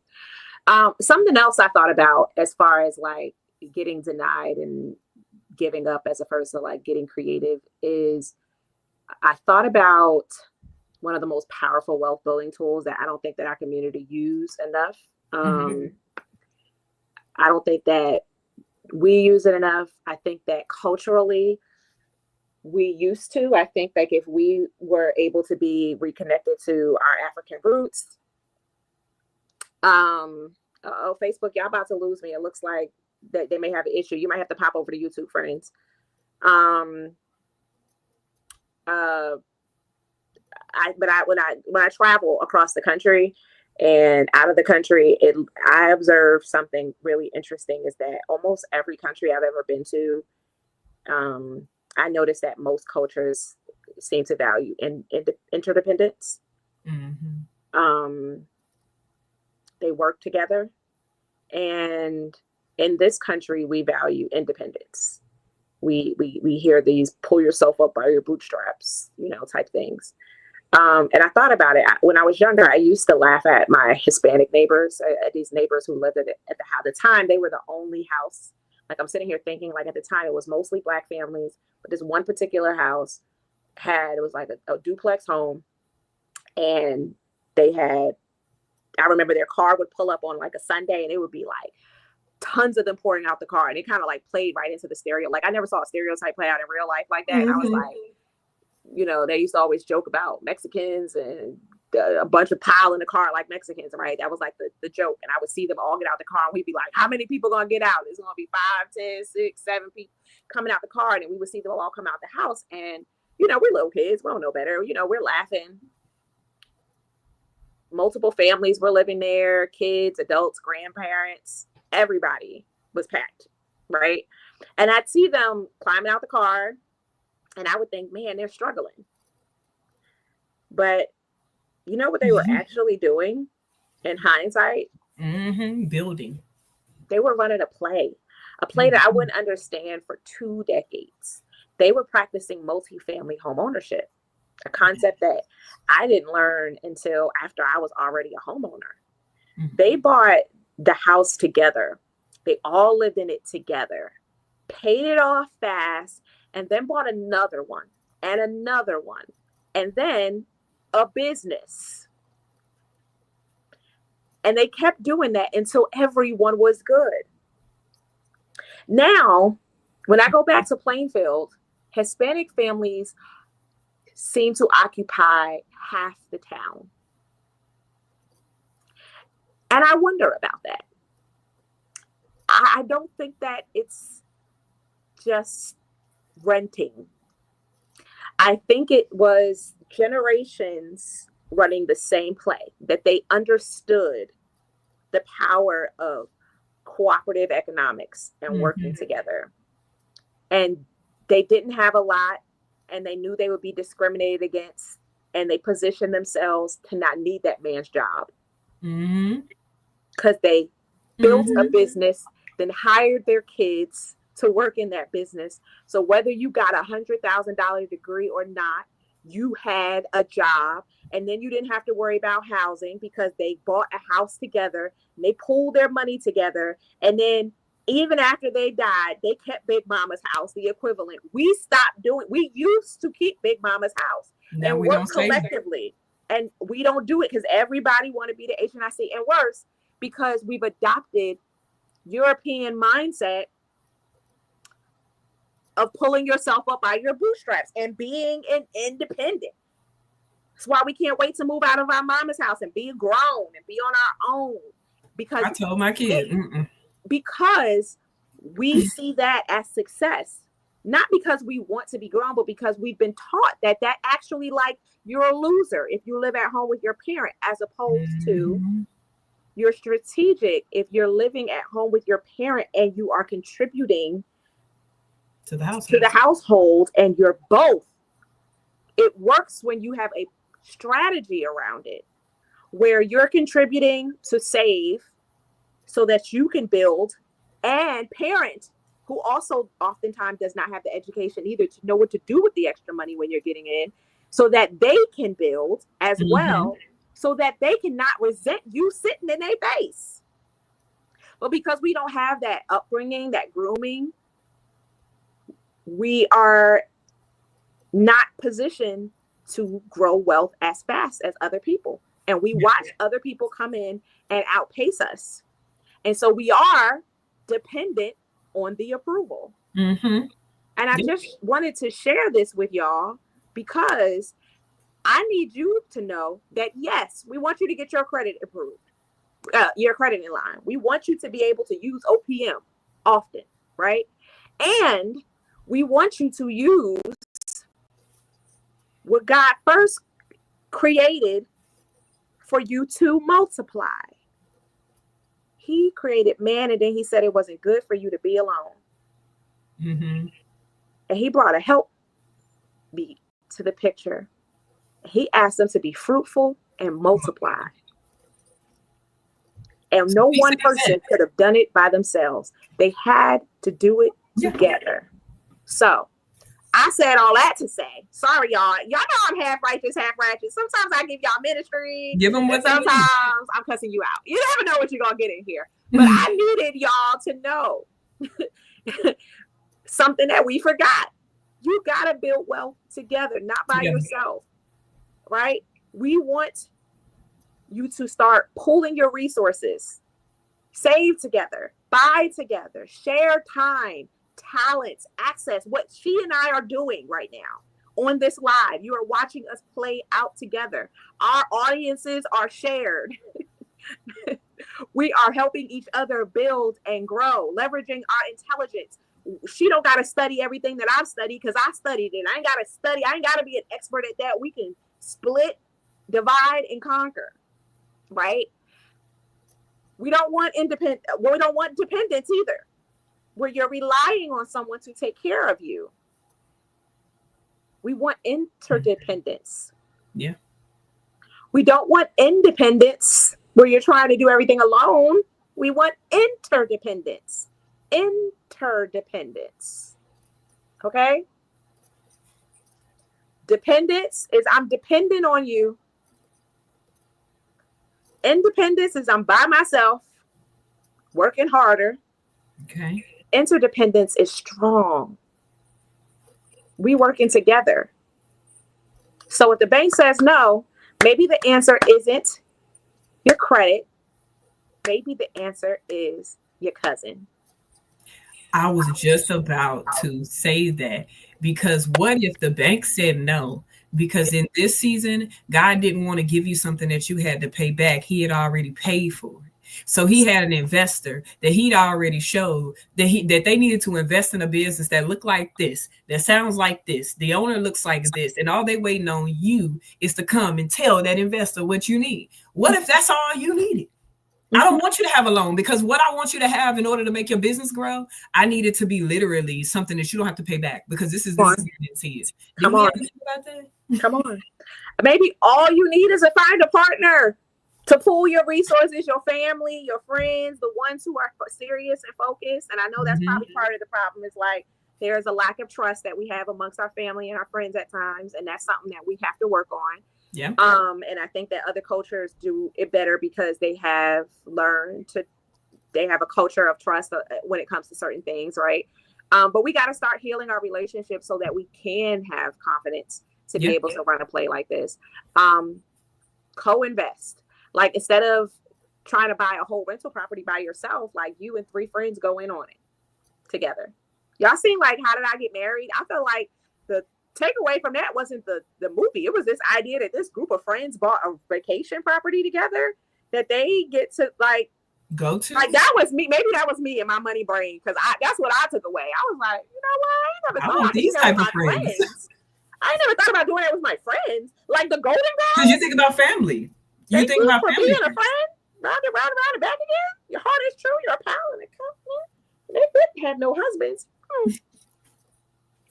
I'm done. I'm just saying. So I'm just saying. You splitting down payments. You splitting the mortgage. You splitting the profit. It's still wealth building. Faster. Yes. Co-invest. Yes. Co-invest. Yes. Okay. Yes. Okay. I think it's something that we need to normalize more, because we've been taught that if you can't do it by yourself, you're not ready. And that's not true. Some of the wealthiest people in the world have built their wealth through partnerships on the golf course. So if you are watching this, like, my credit is not there yet, and I don't have the capital, don't just sit and wait.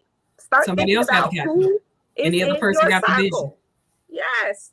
Start thinking about who is in your circle. You got the vision, they got the capital. You got the work ethic, they got the, I don't know, something. They listen. Somebody want to be a silent partner. They don't want to do the work. I don't want no work. I just got the money. And like we talked about with taxes, I just need to donate something. If I can make something cool, but I just need to donate something. What is it what idea do you have? Let's talk about it. Who else is trying to build? Who has a complementary skill or resource? Talisha and I skill sets complement each other. Do y'all see that? Talisha set you up, right? She fix your credit. And then she's going to give you a plan to maintain that credit. But she's not talking to you every week. Right? The daily money management, the behavior, the understanding the psychology, the trauma, the pain in your past that affects the way you deal with money. That's my skill set, right? I want to send them back to her a better client than she handed them to me. Right? So she's fixed their credit. They come back, and now I help them maintain their credit. So when she comes back to them, she can help them close. Our skills complement each other. She may start the scenario. She could be working with the client where they haven't met me yet. She's taking the time to build their credit, or they bought a property and they still need to maintain good habits so they don't fumble the investment they just got. We complement each other. But y'all too afraid to talk to one another because you scared of competition. What's for you is for you. And if it's God's will, it's his bill. He already paid for it. Come on. Truthfully, she and I could be doing the exact same thing for the exact same niche. And she still wouldn't be my competition because she don't have my story. She can only attract the people who are meant to be attracted to her and her story. And I can only attract the people who are going to be attracted to me and my story. Some of y'all are listening right now. You're attracted to both of us, and that's fine because our skills complement us. But some of y'all are like, man, I came here because I knew Coach B, but she's really resonating with me.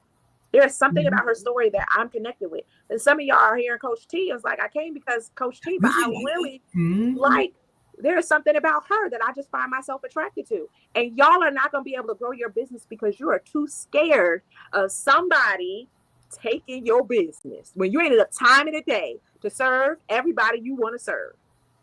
Come on. Period. And that's why you're going to fumble the loan money, because you're scared to collaborate and learn what you need to learn from each other. I'm sorry. I didn't mean to get into preaching today. We trying to turn this. Somebody needed to hear it. Yeah, this was God. If he took me there, then he wanted me to take y'all there. Partnerships. Get resourceful. Okay. We're about to pack this thing on up. All right. So we talked a lot about tonight. And before we close out, I like to circle back. I mentioned some of the things that I wish that I learned earlier. And I think I've given some examples. We talked about the business credit, the opportunities, the resourcefulness. Some of the things that I know that I wish I learned earlier was to use credit to build wealth and not to consume, to buy assets that pay for themselves and pay for my wants and funds the future, and to embrace interdependence. Those are like the three main things that I really wish that I learned earlier. I would love to know what you wish you had learned earlier. Ooh. One of the big ones is making sure that my money had a direction. What are you using it for? I was really bad at that. And also the commingling. That was one of the first lessons I wish I knew at first. Do not commingle your funds. Pay yourself, because it offers a lot of benefits. And then most importantly, you're a walking billboard, right? Everything that you do is important. Everywhere that you go is important. Like we talked about with connections and collaborations, a lot of times the capital that you're looking for may be in your connection, who you're talking to. For example, how would I have ever known about Chesapeake Bank had I not connected with Coach B? And I used to be, and I'm going to be honest, what you may not notice because she genuinely makes me feel comfortable. Yes, I'm a business coach. Yes, I talk to other entrepreneurs, but that's my job, right? A lot of people don't know in a lot of large settings, I'm a little more introverted on the personal side, right? I wish I had known then how many connections I could have made if I just opened up my mouth and told somebody what I needed, right? Those are important because, to be honest, you have to focus directly there in order to even get to another level, because you can start learning more, connecting more. And a lot of times what happens is we get so afraid to tell our truth. I don't understand the accounting side of my business, and I really feel like I'm moving backwards. We're afraid to say that because we haven't found somebody comfortable enough to make us understand that that's normal, right? You got to learn. So had I known this before and was open to understand that there are people there that genuinely want to see me win, I probably would have been a lot further, right? So that's really important. And then also understanding to write it down, whether that's digitally or whether that's a pen and a piece of paper, from your money to your plan. Faith without works is dead. Put in the work. You can't say I want $1 million business with a minimum wage mindset. It's not going to work. You can't say I want $1 million business and you're not trying to be the employee of your business until you can become the CEO. A lot of people are trying to be the CEO first without understanding. You got to understand every aspect of your business so that you can teach the person that you're going to hire, if that's the direction that you're trying to go. So really understanding that you plan it out, write it out. And just like your business or your personal has to have a budget, so does your business. Don't just spend it because it's there. Know that you have to budget out your money the same way that you do with your personal. That was good. That was good, y'all. Y'all, we've been on here for 2 hours. This was supposed to be an hour special edition. This was supposed to be an hour long, and we've been. First of all, thank you for thugging it out with us, and it's been a few of y'all that have been here from the beginning, and y'all ain't logged out yet, and I appreciate y'all for holding tight. But we don't want to shortchange y'all. God gave us a mission. He gave us a ministry. I don't take it lightly. I am not in the financial industry. I am in the financial ministry. I know I have an assignment on my life, and I'm assigned to you if you're watching. I know it. That's why God won't let me give up. That's why he pushed me into every job I had, because every job working in finance industry since I was 19 years old, over 20 years, he has positioned me, even the trauma and life experiences that I've had, to gain an education that I could only get that way to help a very specific person who needed it. He trusted me not to waste my pain. And Talisha, same. I'm just speaking for you, because she shared her story with me, and they're so similar in so many different places. And her heart is so postured so similarly. I know it's because of those life experiences that made her that way, that made us so similar in that way.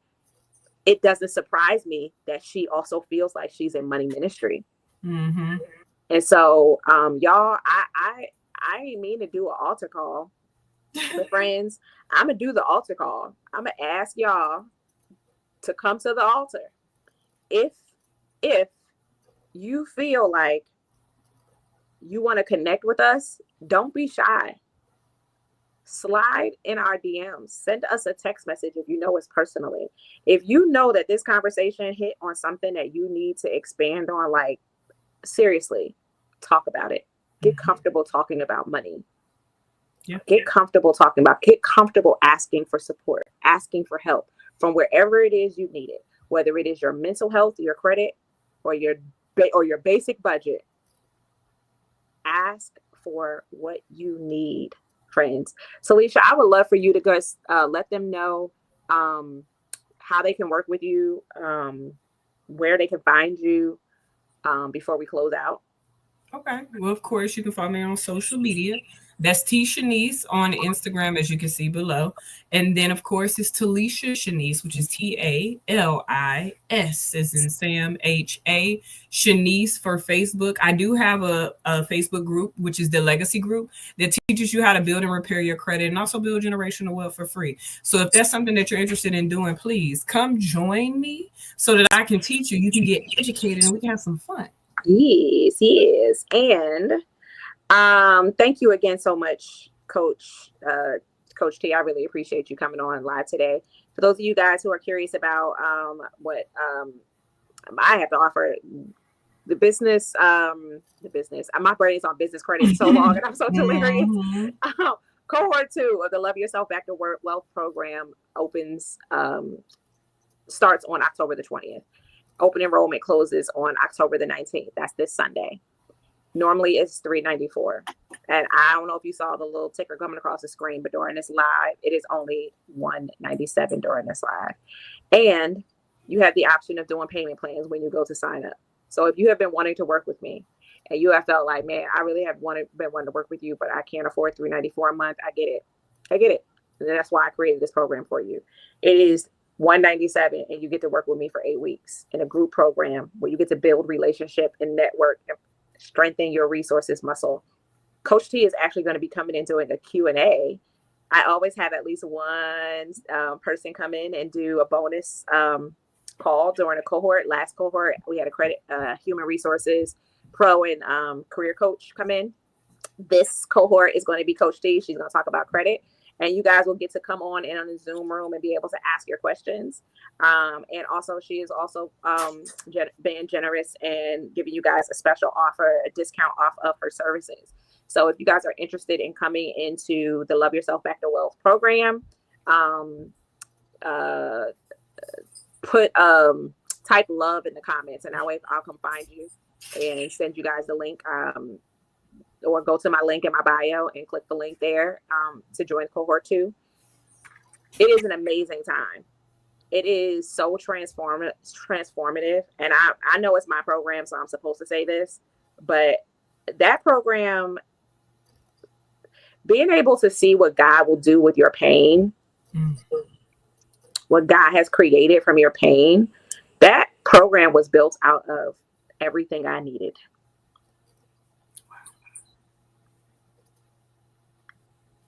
It makes me emotional just thinking about it. Everything I experienced and didn't have the support for, God would wake me up in my dreams and give me ideas about what to create just for y'all. So if you're still listening, I know that God wanted you to hear that message. Not that part, but the part that whatever it is that you're going through in life right now, he's not just having you experiencing it for you. He's having you experiencing it for someone you don't even know, which means that God is out there somewhere creating a solution for whatever you're going through right now. And somebody else's life is already planning and preparing an answer to a prayer that you have right now. There is somebody who was praying for someone like me who didn't know that 10 years I was going through something just for them. I am an answer to somebody's prayer, and somebody else is an answer to yours, and you are an answer to somebody else's. I just felt led to share that for those of you guys who pray at night. Whatever it is that you are going through, it is not by accident. So anyway, that's it. That's all. I don't know why God be doing that to me. Like, why you drag me out of funny moments? Got me over here about to cry. Okay. Because that was for me too. You know, a lot of times we don't understand our calling and what we're doing. We don't understand where we're going, the direction we're going. And a lot of times you don't understand who needs you, why they need you, and what they need you for. It's not for you to understand.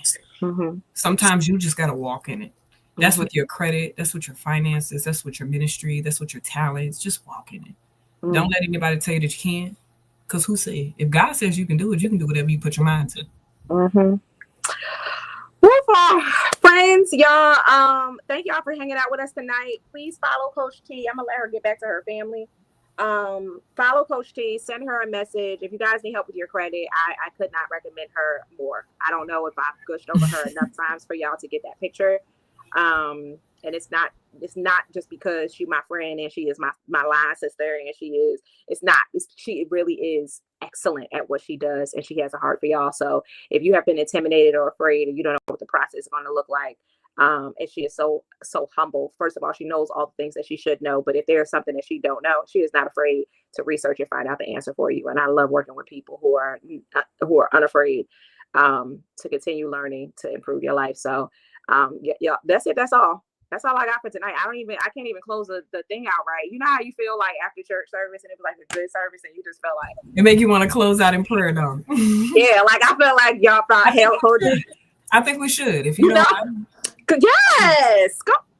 You ready? Okay. So let's pray over their finances, over their businesses, over their credit, over their mind, over their hearts. Yes. Go ahead. You go ahead. Let's do it, y'all. Let's do it. Because we got it. That means it's somebody needs it. So, dear Lord, we thank you for today. We just thank you for giving us breath. We thank you for giving us life. We thank you for giving us a sound mind. Even though we walk through different battles that we may not understand in this moment, God, we just thank you for allowing us to go through them so that we can grow through them and glow through them.